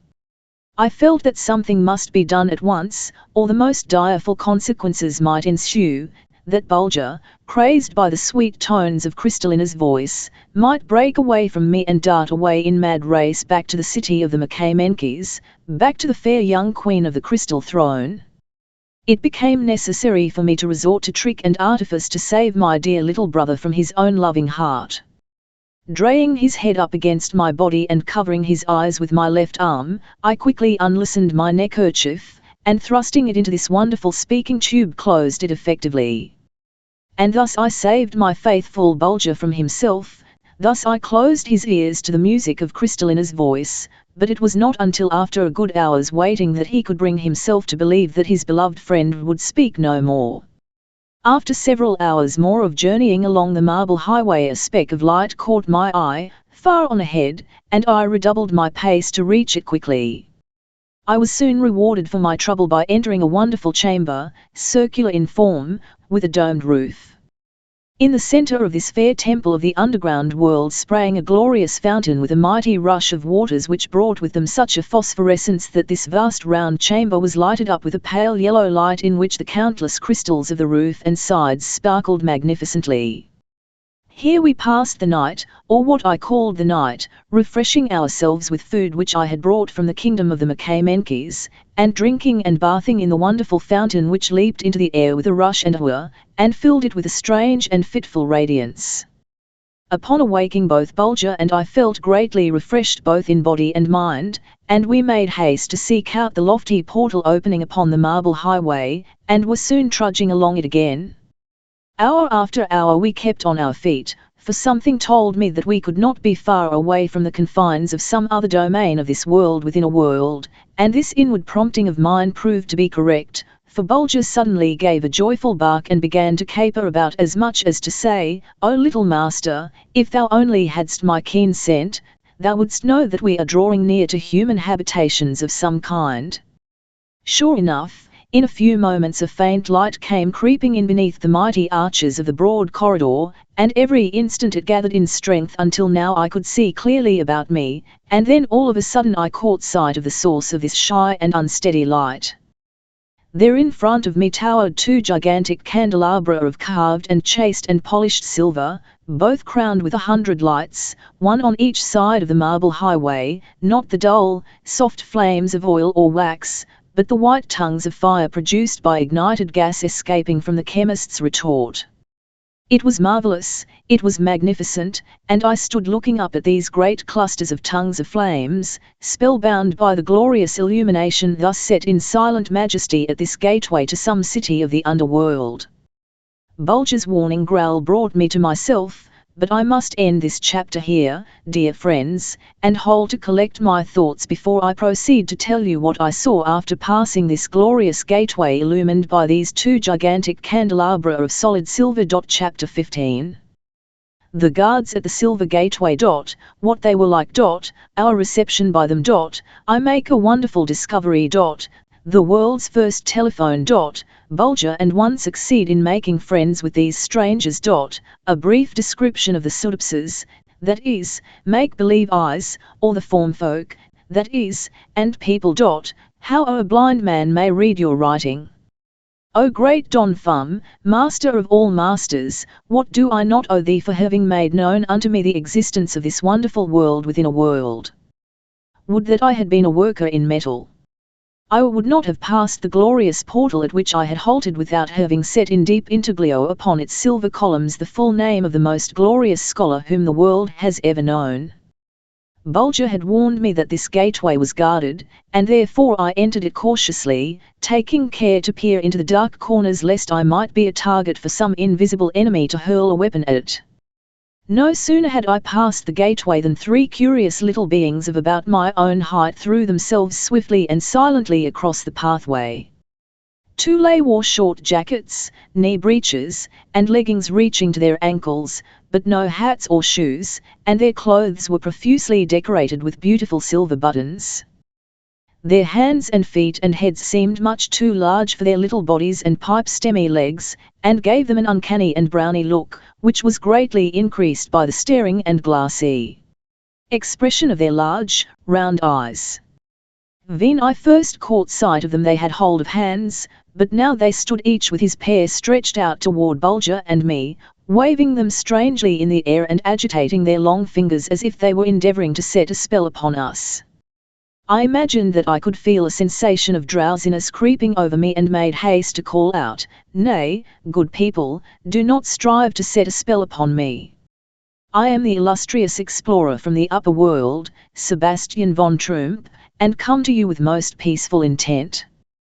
But they paid no heed to my words, merely advancing a few inches and with outstretched hands continued to beat and claw the air, pausing only to signal to each other by touching each other's hands or different parts of each other's bodies. I was deeply perplexed by their actions, and took a step or two forward when instantly they fell back the same distance. "All men are brothers," I exclaimed in a loud tone, "and carry the same shaped hearts in their breasts. Why do you fear me? You are thrice my number and in your own home. I pray you stand fast and speak to me." As I was pronouncing these words, they kept jerking their heads back as if the sound of my voice were smiting them in the face. It was very strange.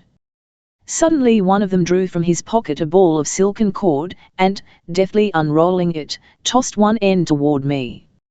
It flew directly towards me, for its end was weighted with a thin disc of polished silver, as was the end retained in the hand of the thrower. His next move was to open his jacket and apparently press his disc against his bare body right over his heart. I made haste to do the same with mine, holding it firmly in place. This done, he retreated a step or two until the silken cord had been drawn quite taut. Then he paused and stood for several instants without moving a muscle, after which he passed the disc to one of his companions, who, having pressed it against his heart in turn, passed it to the third of the group. With the quickness of thought the truth now burst upon me: the three browner-like creatures in front of me were not only blind, but were deaf and dumb. The one sense upon which they relied, and which in them was of most marvellous keenness, was the sense of feeling. The strange motions of their hands and fingers, so much like the beating and waving of an insect's feelers, were simply to intercept and measure the vibrations of the air set in motion by the movements of my body.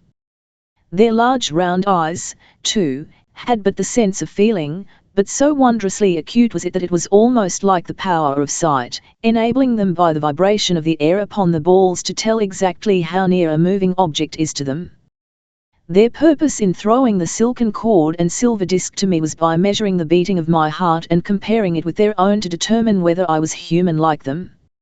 Judge of my astonishment, dear friends, upon seeing one of their number point to the silver disc and, by means of sign language, give me to understand that they wanted to feel the heart of the living creature in my company. Stooping down, I hastened to gratify their curiosity by applying it over my dear Bulger's heart.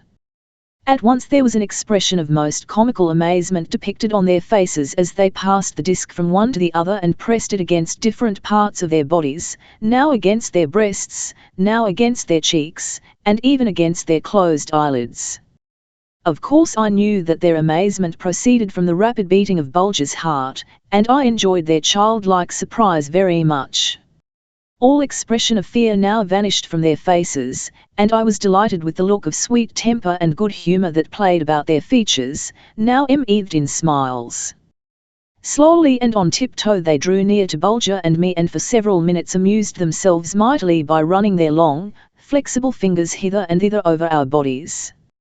It did not take them long to discover that I was to all intents and purpose a creature of their own kind, but not so with Bulger.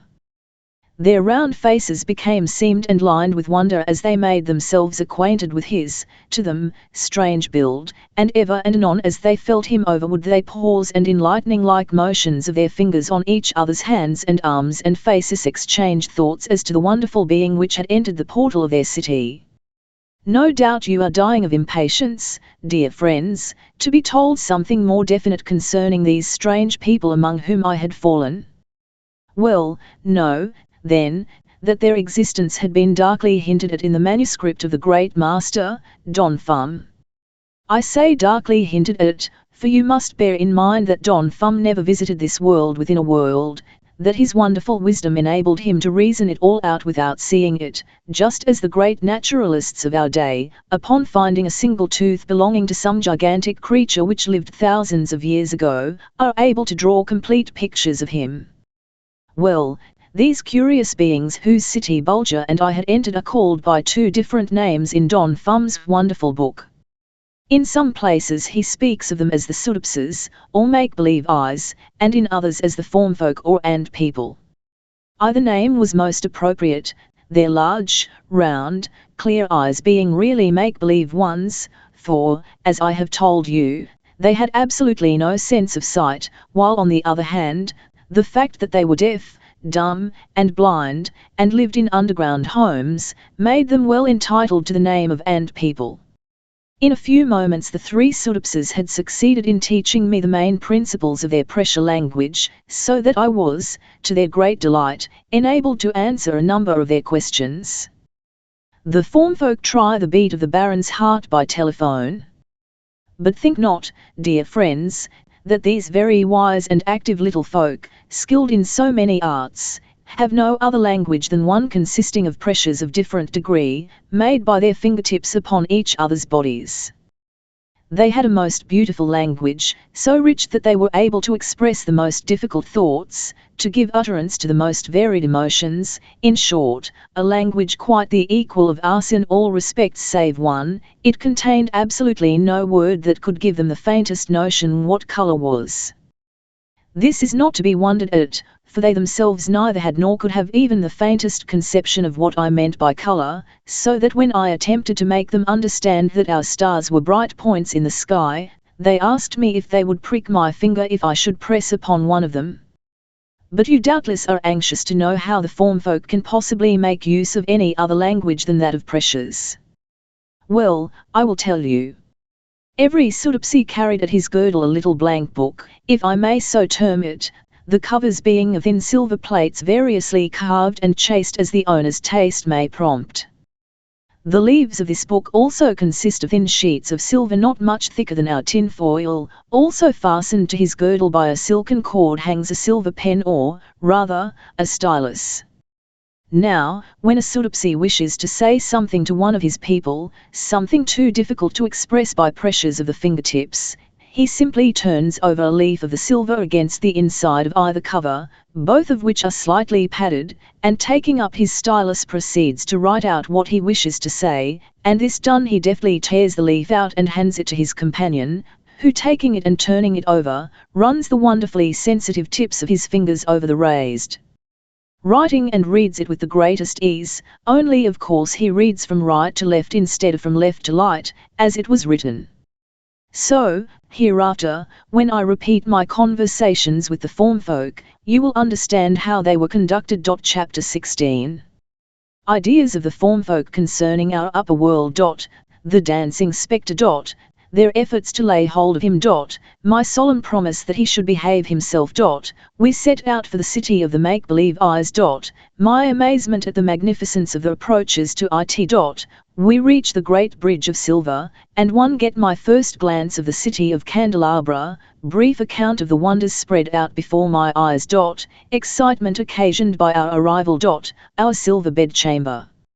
Although thousands and thousands of years had gone by since the formfolk had, by constant exposure to the flicker and glare of the burning gas which their ancestors had discovered and made use of to illumine their underground world, gradually lost their sense of sight, and then in consequence of the deep and awful silence that forever reigned about them had also lost their sense of hearing and naturally thereafter their power of speech, yet, marvellous to relate, they still kept within their minds dim and shadowy traditions of the upper world, and the mighty lamp as they called the sun, which burned for 12 hours and then went out, leaving the world in darkness until the spirits of the air could trim it again.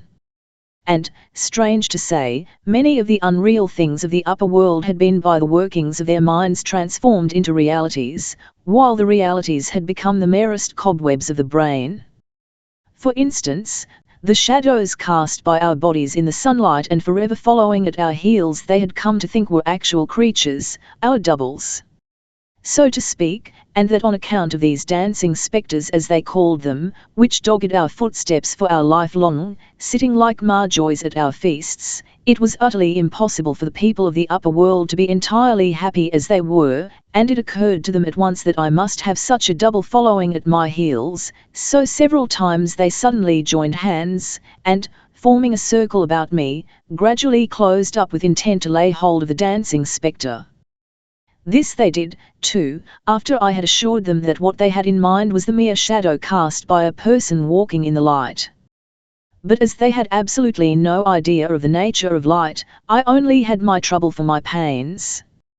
Nor did they give over making every now and then the most frantic and laughable efforts to catch the little dancing gentleman who, as they were bound to think, was quietly trudging along at my heels, but who, so they informed me, was far quicker in his motions than any escaping water or falling object. Finally, they held one of their silent but very excited powwows, during which the thousand lightning-like pressures and tappings which they made upon each other's bodies gave the spectator the idea that they were three deaf and dumb schoolboys engaged in a scrimmage over a bag of marbles, and then they informed me that they had resolved to permit Bulger and me to enter their city provided I would give them the word of a nobleman that I would restrain my nimble-footed double from doing them any harm. I made them a most solemn promise that he should behave himself. Whereupon they greeted both Bulger and me as brothers, stroking our hair, patting our heads, and kissing me on the cheeks, and, what was more, they told us their names, which were Long Thumbs, Square Nose, and Shaggy Brows. All this time I had been every now and then casting anxious glances on ahead of me, for I was dying of impatience to enter the marvellous city of the Ant people. I say marvellous, dear friends, for though many had been the wonderful things I had seen in my lifetime in the faraway corners of the upper world, yet here was a sight which, as it gradually unfolded itself before my eyes, shackled my very heart and caused me to gasp for breath. It was with no little surprise at the very outset that I discovered that the walls and floor of the beautiful passage through which the Sudipses were leading Bulger and me were of pure silver, the former being composed of polished panels ornamented with finely executed chasings and carvings, and the latter, as had in fact all the floors and streets and passages of the city having upon their polished surfaces slightly raised characters which I will explain later.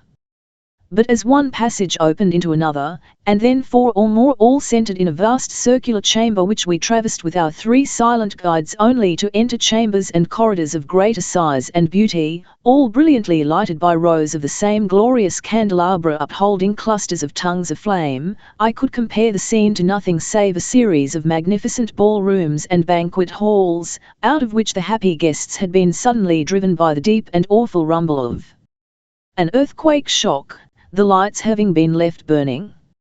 Now the scene began to change. Long Thumbs, who was leading the way, and in whose large palm my little hand lay completely lost, suddenly turned to the right and led me up an arched way. I saw that we were crossing a bridge over a stream as black and sluggish as Lethe itself. But such a bridge! Never had my eye rested upon so light and airy a span, springing from bank to bank, not the plain and solid work of the stonemason, but the fair and cunning result of the metal worker's skill, like the labour of love, delicate, yet strong, and almost too beautiful for use. 2 rows of silver lamps of exquisite workmanship crowned its gracefully arching sides, and when we stood upon its highest bend, Long Thumbs halted and mote upon his tablet, "Now, little baron, we are about to enter the dwelling place of our people. Thy head is large, and there is, no doubt, much of wisdom stored away in thy brain. Make such use of it as not to disturb the perfect happiness of our nation, for no doubt many of our people will be suspicious of thee, and for the first time in thousands of years a Sudipsi will lay him down to sleep, and in his dreams feel the touch of the dancing spectre of the upper world."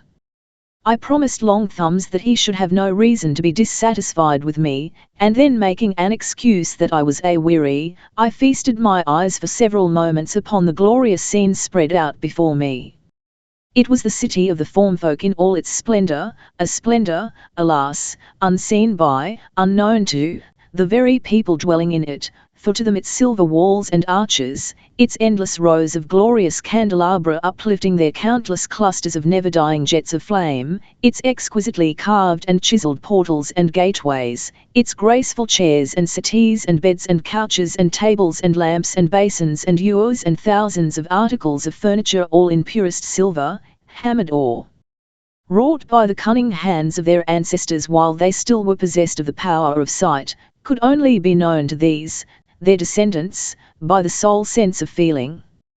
From the lofty ceilings of corridors and archways, from the jutting ornaments of the house fronts, from cornice and coping, from the 4 sides of columns, and from the corners of cupolas and minarets, Here and there and everywhere hung silver lamps of more than oriental beauty of form and finish, all with their never-dying tongues of flame sending forth a soft though unsteady light to fall upon sightless eyes. But yet these countless flames, by the aid of which I was enabled to gaze upon the splendour of this city of silver palaces, were life if not light to the pseudopses, for they warmed these vast subterranean depths and filled them with a deliciously soft and strangely balmy. And yet to think that Bulger and I were the only two living creatures to be able to look upon this scene of almost celestial beauty and radiance. It made me sad, and plunged me into such a fit of deep abstraction that it required a second gentle tug of Long Iam's hand to bring me to myself.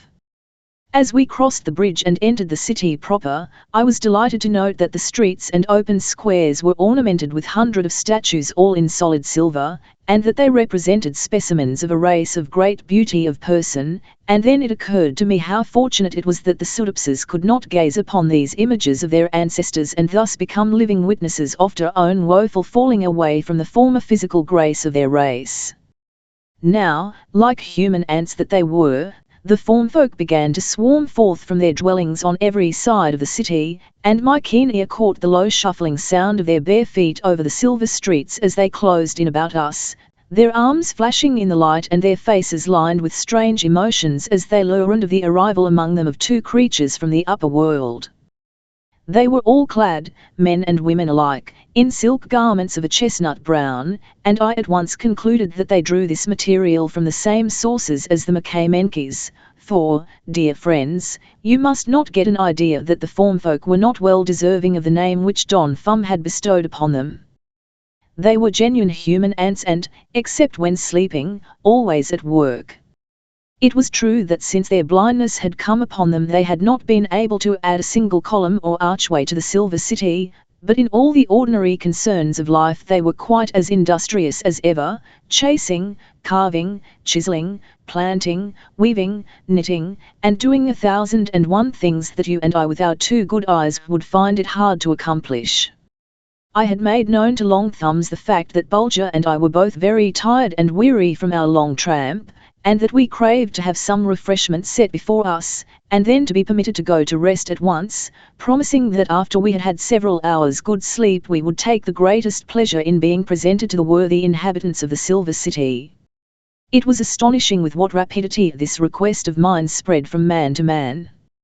Long Thumbs made it known to 2 at the same time, and these 2 to 4, and these 4 to 8, and these 8 to 16, and so on. You see, it wouldn't take long at that rate to tell 1,000,000. Like magic the formfolk disappeared from the streets, and in a sort of orderly confusion faded from my sight. Bulger and I were right glad to be conducted to a silver bedchamber, where the travellers' every want seemed to be anticipated. The only thing that bothered us was, we had not been accustomed to keep the light burning upon going to bed, and this made us both a little wakeful at first, but we were too tired to let it keep us from dropping off after a few moments, for the mattress was soft and springy enough to satisfy anyone, and I'm sure that no one could have complained that the house wasn't quiet enough. Chapter 17. In which you read, dear friends, something about a live alarm clock and a pseudopsy bather and rubber dot, our first breakfast in the city of silver dot, a new way to catch fish without hurting their feelings dot, how the streets and houses were numbered, and where the signboards were dot, a very original library in which books never get dog fare dot, how Velvet Souls enjoyed her favourite poets dot, I am presented to the learned Barrel Brow, who proceeds to give me his views of the upper world dot. They entertained me amazingly and may interest you. I can't tell you, dear friends, exactly how long Bulger and I slept, but it must have been a good while, for when I was awakened I felt thoroughly refreshed. I say awakened, for I was awakened by a gentle tapping on the back of my hand, 6 taps. At first I thought I was dreaming, but, upon rubbing my eyes, I saw standing by the side of my bed one of the pseudopses who, feeling me stir, took up his tablet and wrote as follows, "My name is Tap Hard. I am a clock. There is a score of us. We keep the time for our people by counting the swing of the pendulum in the time house. It swings about as fast as we breathe. There are 100 breaths to a minute and 100 minutes to an hour. Our day is divided into 6 hours work time and 6 hours sleep time. It is now the rising hour. If thou wilt be pleased to rise, one of our people from the health house will rub all the tired out of our limbs. I touched Taphard's heart to thank him, and made haste to scramble out of bed. Now, for the first time, I looked about the silver chamber in which I had slept. On silver shelves lay silver combs and silver shears and silver knives, on a silver stand stood a silver ewer within a silver basin, on silver pegs hung silken towels, while spread upon the silver floor lay soft, silken rugs, and above and around on ceiling and walls the tongues of flame were 1,000 times repeated in the panels of burnished silver. I had made trial of all sorts of oriental rubber and bath attendants in my day, but the silent little Sudipsi who laved and rubbed and tapped and stroked me exceeded them all in dexterity, added to which was a new charm, for I was not obliged to listen to long and senseless tales of adventure and intrigue, but was left quite alone to my own thoughts. Bulger was also treated to a sponging and a rubbing, a luxury which he had not enjoyed since we had left Castle Trump. My toilet was no sooner completed than Long Thumbs made his appearance to inquire after my health and to superintend the serving of my breakfast, which consisted of a piece of most delicate boiled fish flanked with oysters of delicious flavour, and trimmed with slices of those monstrous mushrooms which I had eaten among the Makamenkis, the whole served in a beautiful silver dish on a silver tray with silver eating utensils. Remembering the strange way in which the fish were caught and killed in the land of the Makamenkis, I was curious to know how the Sudipses managed it, for I knew enough of them to know that the sensation of anything struggling for its life in their hands would suffice to throw them into fits of great suffering, to fill their gentle hearts with nameless terror. At the end of one of the many corridors leading out of our city, explained Long Iams, there is a rocky chamber which was called by our ancestors Up-Haslock, or the death hole, because any being which breathes its air for a few moments is sure to die. So they closed it up forever, leaving only a small pipe projecting through the door, but, strange to say, those who breathe this air suffer no pain whatever, but presently drop off into a pleasant dream, and, unless they be rescued, would, of course, never wake again. Now, as our laws forbid us to cause any pain to the most insignificant creature, it occurred to our ancestors that by means of a long pipe they could turn this poisoned air into the river whenever they wanted a supply of fish for food. This they did, and, strange to say, the moment the fish felt the gas bubbling into the river, they at once swam up to the mouth of the pipe, and struggled with each other for a chance to catch the deadly bubbles as they left its mouth. So pleasant a sensation do they cause as they gradually plunge, the creature breathing them into his last sleep. And in this way it is we are enabled to feed upon the fish in our river, without breaking the law of the land. I began to understand that I had fallen in with a very original and interesting folk, but Bulger was not altogether pleased with them, for several reasons, as I soon observed. In the first place he couldn't accustom himself to the cold and glassy look of their eyes, and in the next he was a bit jealous of their wonderfully keen scent, a sense which with them was so strong that they invariably gave signs of being conscious of Bulger's approach even before I could see him, and always turned their faces in the direction in which he was coming. You will remember, dear friends, that I mentioned the fact that the formfolk went barefoot, and that their feet as well as their hands seemed altogether too large for their bodies, and I wish to add, that while Bulger and I were being led through the long corridors and winding passages on our way into the City of Silver, the three Sudipses frequently half-halted and seemed to be feeling on the floor for something with the balls of their feet. I thought no more about it, until Bulger and I started out for our first stroll through their wonderful town, when, to my great delight, I made the discovery that the numbers of the houses, the names of the occupants, the names of the streets, as well as all signboards, so to speak, and all guideposts were in slightly raised letters on the floors and pavements, and then the truth dawned upon me, that Long Thumbs and his companions were simply halting now and then to read the names of the streets with the balls of their feet, in order to know if they were taking the right road. Barrel Brow engaged in reading 4 books at once. More than this, dear friends, The first time Bulger and I passed through one of the open squares of the city of silver, you may imagine my satisfaction upon the discovery that the silver pavements were literally covered with the writings of the pseudopsy authors in raised characters. Now, in Don Thumb's wonderful book he had, in his masterly manner, given me the key to the language of the form folk, so that with very slight effort I was able to make the additional discovery that some of the streets were given up to the miters of history, and some to story writers, while others were filled with the learned works of philosophers, and others still contained many thousands of lines from the best poets which the nation had produced. And I had very little difficulty in discovering which were the favourite poems of the pseudopsies, for, as you may readily suppose, these were polished like a silver mirror by the shuffling of the many thankful feet over their sweet and soulful lines.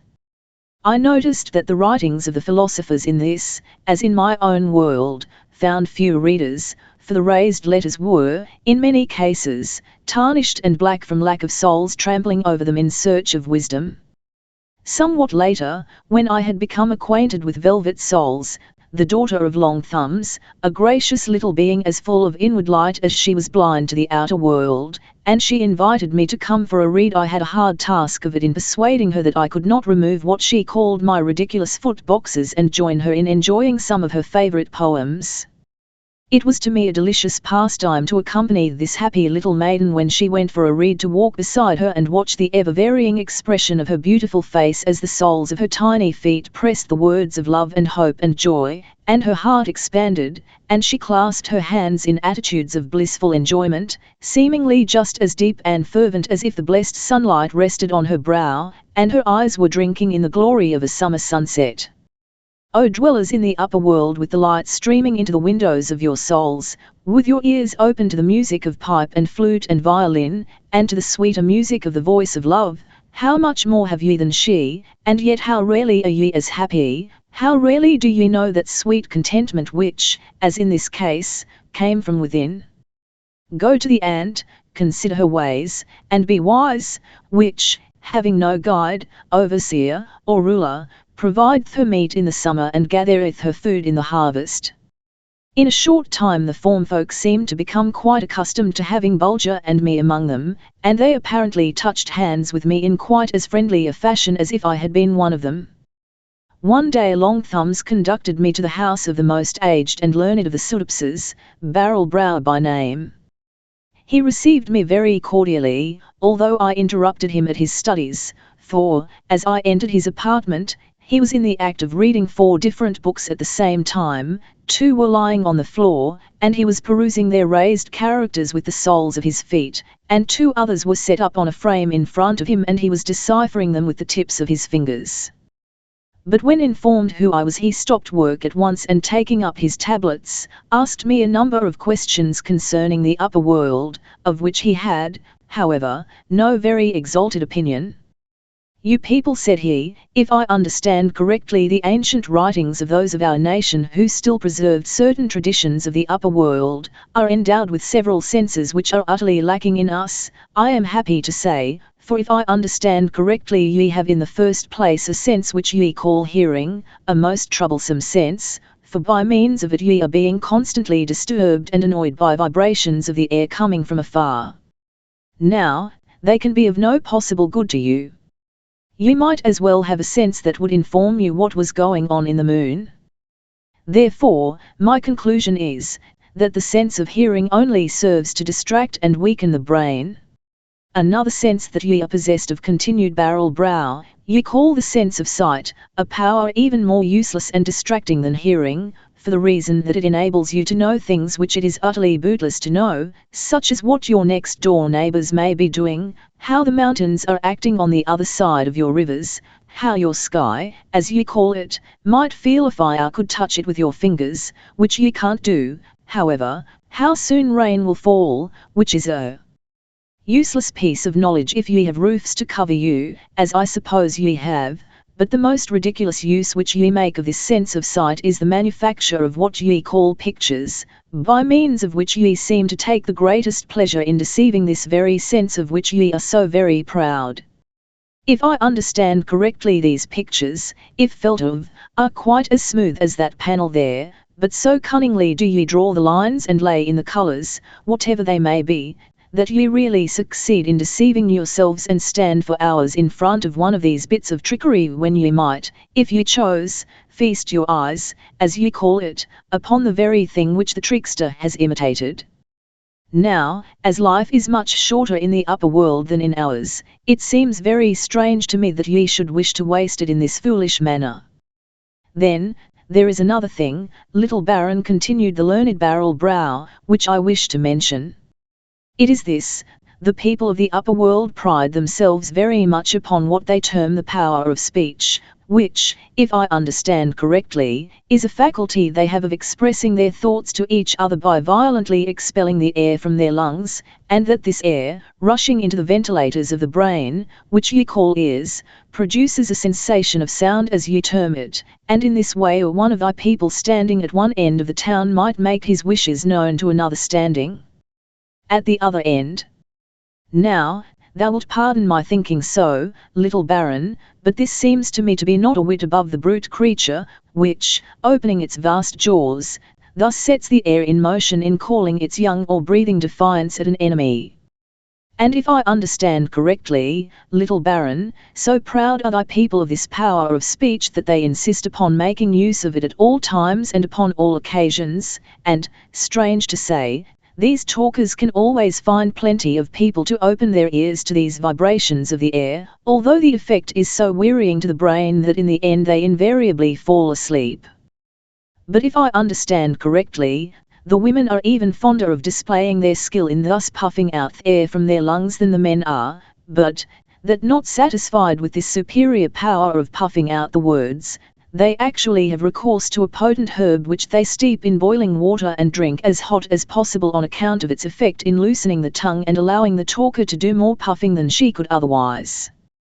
But all this, little Baron, continued the learned Barrel Brow, might be overlooked and regarded in the light of mere amusement were it not for the fact, if I understand correctly, that brain ventilators being of different sizes in different persons, the consequence is that these puffs of air which ye use to make known your thoughts to each other produce different effects upon different persons, and the result is, that the people of the upper world spend half their time repeating the puffs which they have already sent out, and that even then thou canst rarely find two people who will agree exactly as to the number, kind, strength, and meaning of the puffs blown into each other's brain ventilators, and that therefore has it become necessary to provide what ye call judges to settle these disputes which often last for lifetimes, the two parties spending their entire fortunes hiring witnesses to come before these judges and imitate the sound which the air made when it was set in motion years ago by the angry puffs of the two parties. I sincerely trust, little Baron, wrote the learned Barrel Brow on his tablet of silver, that when thou returnest to thy people thou wilt make known to them what I have written for thee today, for it is never too late to correct a fault, and the longer that fault has lasted the greater the credit for correcting it. I promised the learned Sudipsi to do as he requested, and then we touched each other on the back of the head, which is the way they say goodbye in the land of the form folk, a touch on the forehead meaning, how do ye do? Chapter 18. Early history of the Sudipsis as related by Barrel Brow. How they were driven to take refuge in the underworld, and how they came upon the marble highway. Their discovery of natural gas which yields them light and warmth, and of nature's magnificent treasure house. How they replaced their tattered garments and began to build the city of silver. The strange misfortunes that came upon them, and how they rose superior to them, terrible as they were. And, no doubt, dear friends, you would be glad to hear something about the early history of the Sudipsis, who they were, where they came from, and how they happened to find their way down into the world within a world. At least, this was the way I felt after I had been presented to the learned Barrel Brow, and so the next time I called upon him I waited patiently for him to finish reading the 4 books in front of him, and then I said, "Be pleased, dear master, to tell me something concerning the early history of thy people, and to explain to me how they came to make their way down into this underground world." Ages and ages ago, wrote the learned Barrel Brow, my people lived upon the shores of a beautiful land with a vast ocean to the north of it, and in those days they had the same senses as the other people of the upper world. It was a very fair land, indeed, so fair that, in fjords of ancient chronicles, the sun looked in vain for a fairer. Its rivers were deep and broad, its plains were rich and fertile, and its mountains stored full of silver and gold and copper and tin, and so easily mined were these metals that our people became famous as metal workers, so deft in their workmanship that the other nations from far and near came to us for swords and shields and spearheads and suits of armor and table service and armlets and bracelets and, above all, for lamps most gloriously chased and carved to hang in their palaces and temples. And so we were very happy, until one terrible day the great round world gave a twist and we were turned away from the sun, so that its rays went slantingly over our heads and gave us no warmth. Ah me, I could weep now, exclaimed the learned Barrel Brow, after all these centuries, when I think of the cruel fate that overtook my people. In a few months the whole face of our fair land was covered with ice and snow, and our cattle died, and many of our people, too, before they could weave thick cloth to keep their delicate bodies from the pinching cold. But this was not all. The great blue ocean, which had until then dashed its warm waves and white foam up against our shores, now breathed its icy breath full upon us, driving into our cellars to escape its fury, and in a few brief months, to our horror, there came drifting down upon us fields and mountains of ice, which the tempestuous waters cast up against our shores with deafening crash. To remain there meant death, swift and terrible, so the command was given to abandon homes and firesides and escape to the southward, and this most of them did. But it so happened that several hundred families belonging to the metal-working guilds, who knew the underground passages to the mines as foresters know the pathless wood, had taken refuge in the vast underground caverns with all the goods they could carry. Poor deluded creatures! They thought that this sudden coming of the winter blast, of the blinding snow and vast floating fields of ice, was but a freak of nature, and that in a few months the old warmth and the old sunshine would come back again. Alas, months went by and their supply of food was almost exhausted, and the entrances to the mines were closed by gigantic blocks of ice cemented into one great mass by the snow which the grey clouds had sifted down upon them. There was now no escape that way. Our only hope was to make their way underground to some portal to the upper world. So, with lighted torches but with hearts plunged in the darkness of despair, they kept on their way, when one day, or one night, they knew not which, their leaders suddenly came upon a broad street of marble opened by nature's own hands. It was skirted by a softly flowing river that swarmed with fish in scales and shells and skin, and here our people halted to eat and drink and rest, and while one of their number was striking his flint on one occasion to make a fire to cook a meal, to his surprise and delight a tongue of flame darted up from the rocky floor and continued to burn, giving light and warmth to them. As they had brought their tools, their drills and chisels and files and gravers and blowpipes, with them in their carts and wagons, they made haste to fit a pipe to this opening in the rock and set up a cluster of lights. With food and water and warmth and light their hearts grew lighter, especially as they soon discovered that in many of the vast caverns gigantic mushrooms grew in the wildest profusion.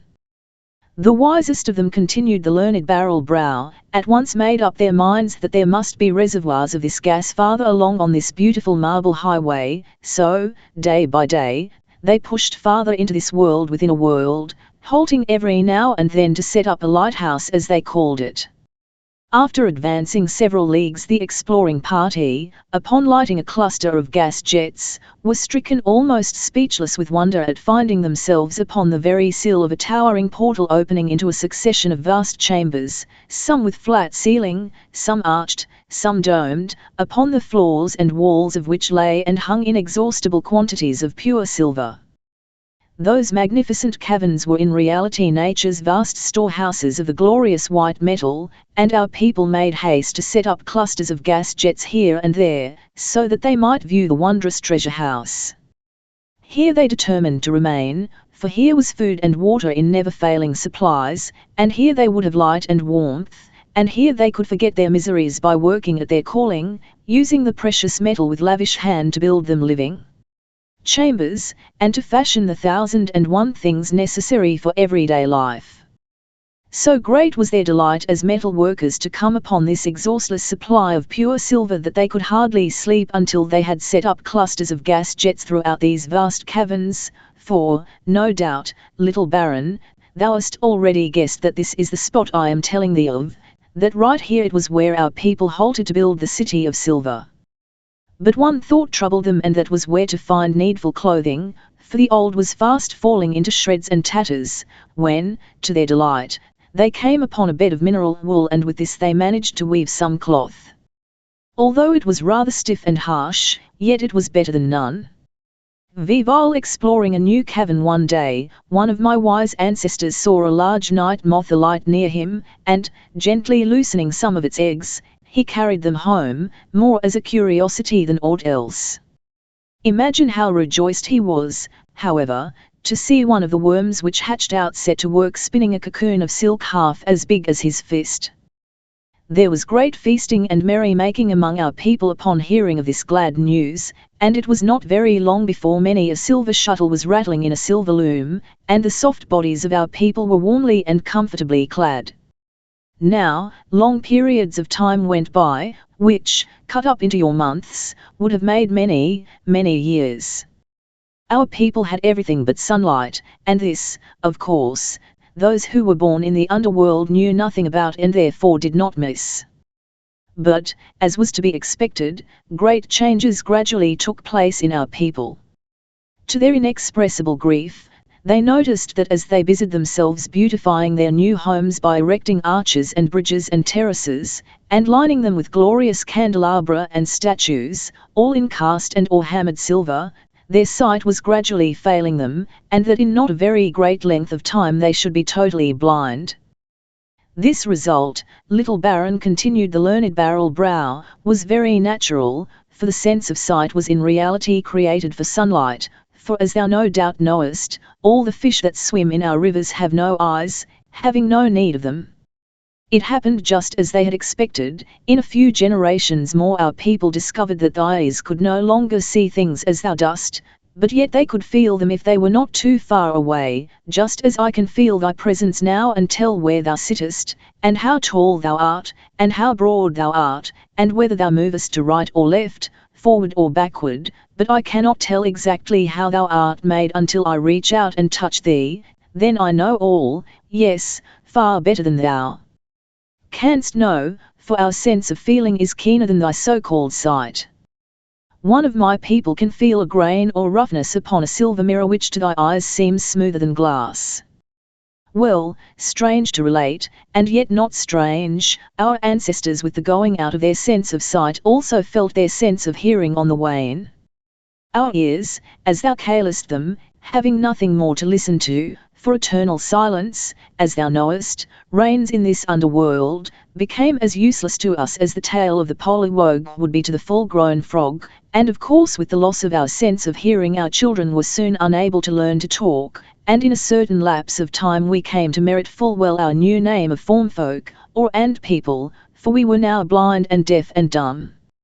A Sudipsi maiden reading her favourite poet. It is long, very, very long, little Baron, continued the learned Sudipsi, since all recollection of sunlight, of colour, of sound, died out of our minds. Today my people don't even know the names of these things, and thou wouldst have as much chance of success wert thou to attempt to tell them what light or sound is as thou wouldst have if thou shouldst try to explain to a savage that there is nothing under the world to hold it up, and yet it doesn't fall. But if thou shouldst lay several pieces of metal in a row and ask one of my people to tell thee what they were, he would try the weight of each and feel its grain carefully, possibly smell them or touch his tongue to them, and then he would make answer, that is gold, that is silver, that is copper, that is lead, that is tin, that is iron. But thou wouldst say, they all are differently coloured, canst not perceive that? I know not what thou meanest by colour, he would reply. But mark me, now I hide them all beneath this silken kerchief, and still by touching them with my fingertips I can tell what metal each one is. If thou canst do it, then art thou as good a man as I vivat sayest now, little Baron, asked the learned Barrel Brow, while his face was emmeathed in a smile of triumph. Dost think thou wouldst be as good a man as this Soodopsy? Nay, indeed I do not, wise master, wrote I upon my silver tablet, and I thank thee for all thou hast told me and taught me, and I ask leave, O Barrel Brow, to come again and converse with thee. That thou mayest, little Baron, traced the learned Soodopsy upon his silver tablet, and then as I turned to leave his chamber he reached quickly after me and touched me with a bent forefinger, which meant return. Thy pardon, little Baron, he wrote, but thou art leaving my study without thy faithful Bulger, am I not right? I was astounded, for indeed he was right, and though without the sense of sight he had seen more than I with two good eyes wide open. There lay Bulger fast asleep on a silken-covered hassock. Our silent conversation had so wearied him that he had sailed off into the land of Nod on the wings of a dream. He hung his head and looked very shamefaced when my call aroused him and he discovered that I had actually reached the doorway without his knowing it. Chapter 19 begins with something about the little Soodopses, but branches off on another subside, to silent song of singing fingers. The fair maid of the city of Silver. Barrel Brow is kind enough to enlighten me on a certain point, and he takes occasion to pay Bulger a very high compliment, which, of course, he deserved. The longer I stayed among the Soodopses, the more did I become convinced that they were the happiest, the lightest-hearted, the most contented human beings that I had met in all my travels. If it were possible for the links of a long chain suspended over a chasm to be living, thinking beings for a short while, it seems to me they would hang together in the most perfect accord, for each link would discover that he was no better than his neighbour, and that the welfare of all the other links depended upon him and his upon theirs. So it was with the form folk. Having no sense of sight, they knew no such thing as envy, and all hands were alike when reached out for a greeting. I was amazed at times to see how they could feel my approach when I would be 10 or 15 feet away from them, and I often amused myself by trying to steal by one of them in the street. But no, it was impossible. A hand would invariably be held out for a greeting. Little by little, they got over their distrust of me, and made up their minds that I had told them the truth when I said that no dancing spectre was forever following at my heels. One of the most interesting sights was to see a group of Soodopsy children at play, building houses with silver blocks, or playing a game very much like our dominoes. I noticed that they kept no tally, such wonderful memories had they that it was quite unnecessary. At first the children were so frightened upon feeling of me that they fled with terror pictured upon their little faces. Their parents explained to me that I made very much the same impression upon them as if I should feel of a person whose skin was as rough as a sea urchin's. When at last I succeeded in coaxing several of them to my side, I was astounded to see one little fellow who had by chance pressed his tiny hand against my watch pocket spring away from me terror-stricken. He had felt a tick and didn't stop running until he had reached his mother's side.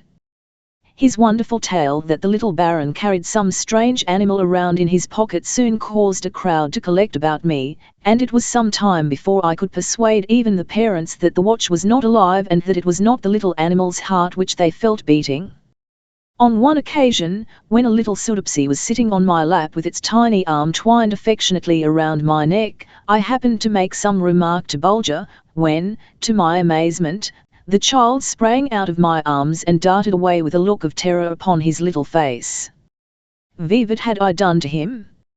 It seems that by the merest chance his tiny hand had been pressed against my throat, and that he had been terrified by feeling the strange vibration caused by my voice. Immediately the report was spread about that the little Baron carried another little Baron around in his throat, that anyone could feel him, if I would only consent. It took me a long while to convince them that what they felt was not another little Baron, but merely the vibration caused by my expelling my breath in a way peculiar to the people of the upper world. But all the same, I was obliged to say many hundreds of useless things to Bulger in order to give their little hands a chance to feel something so wonderful.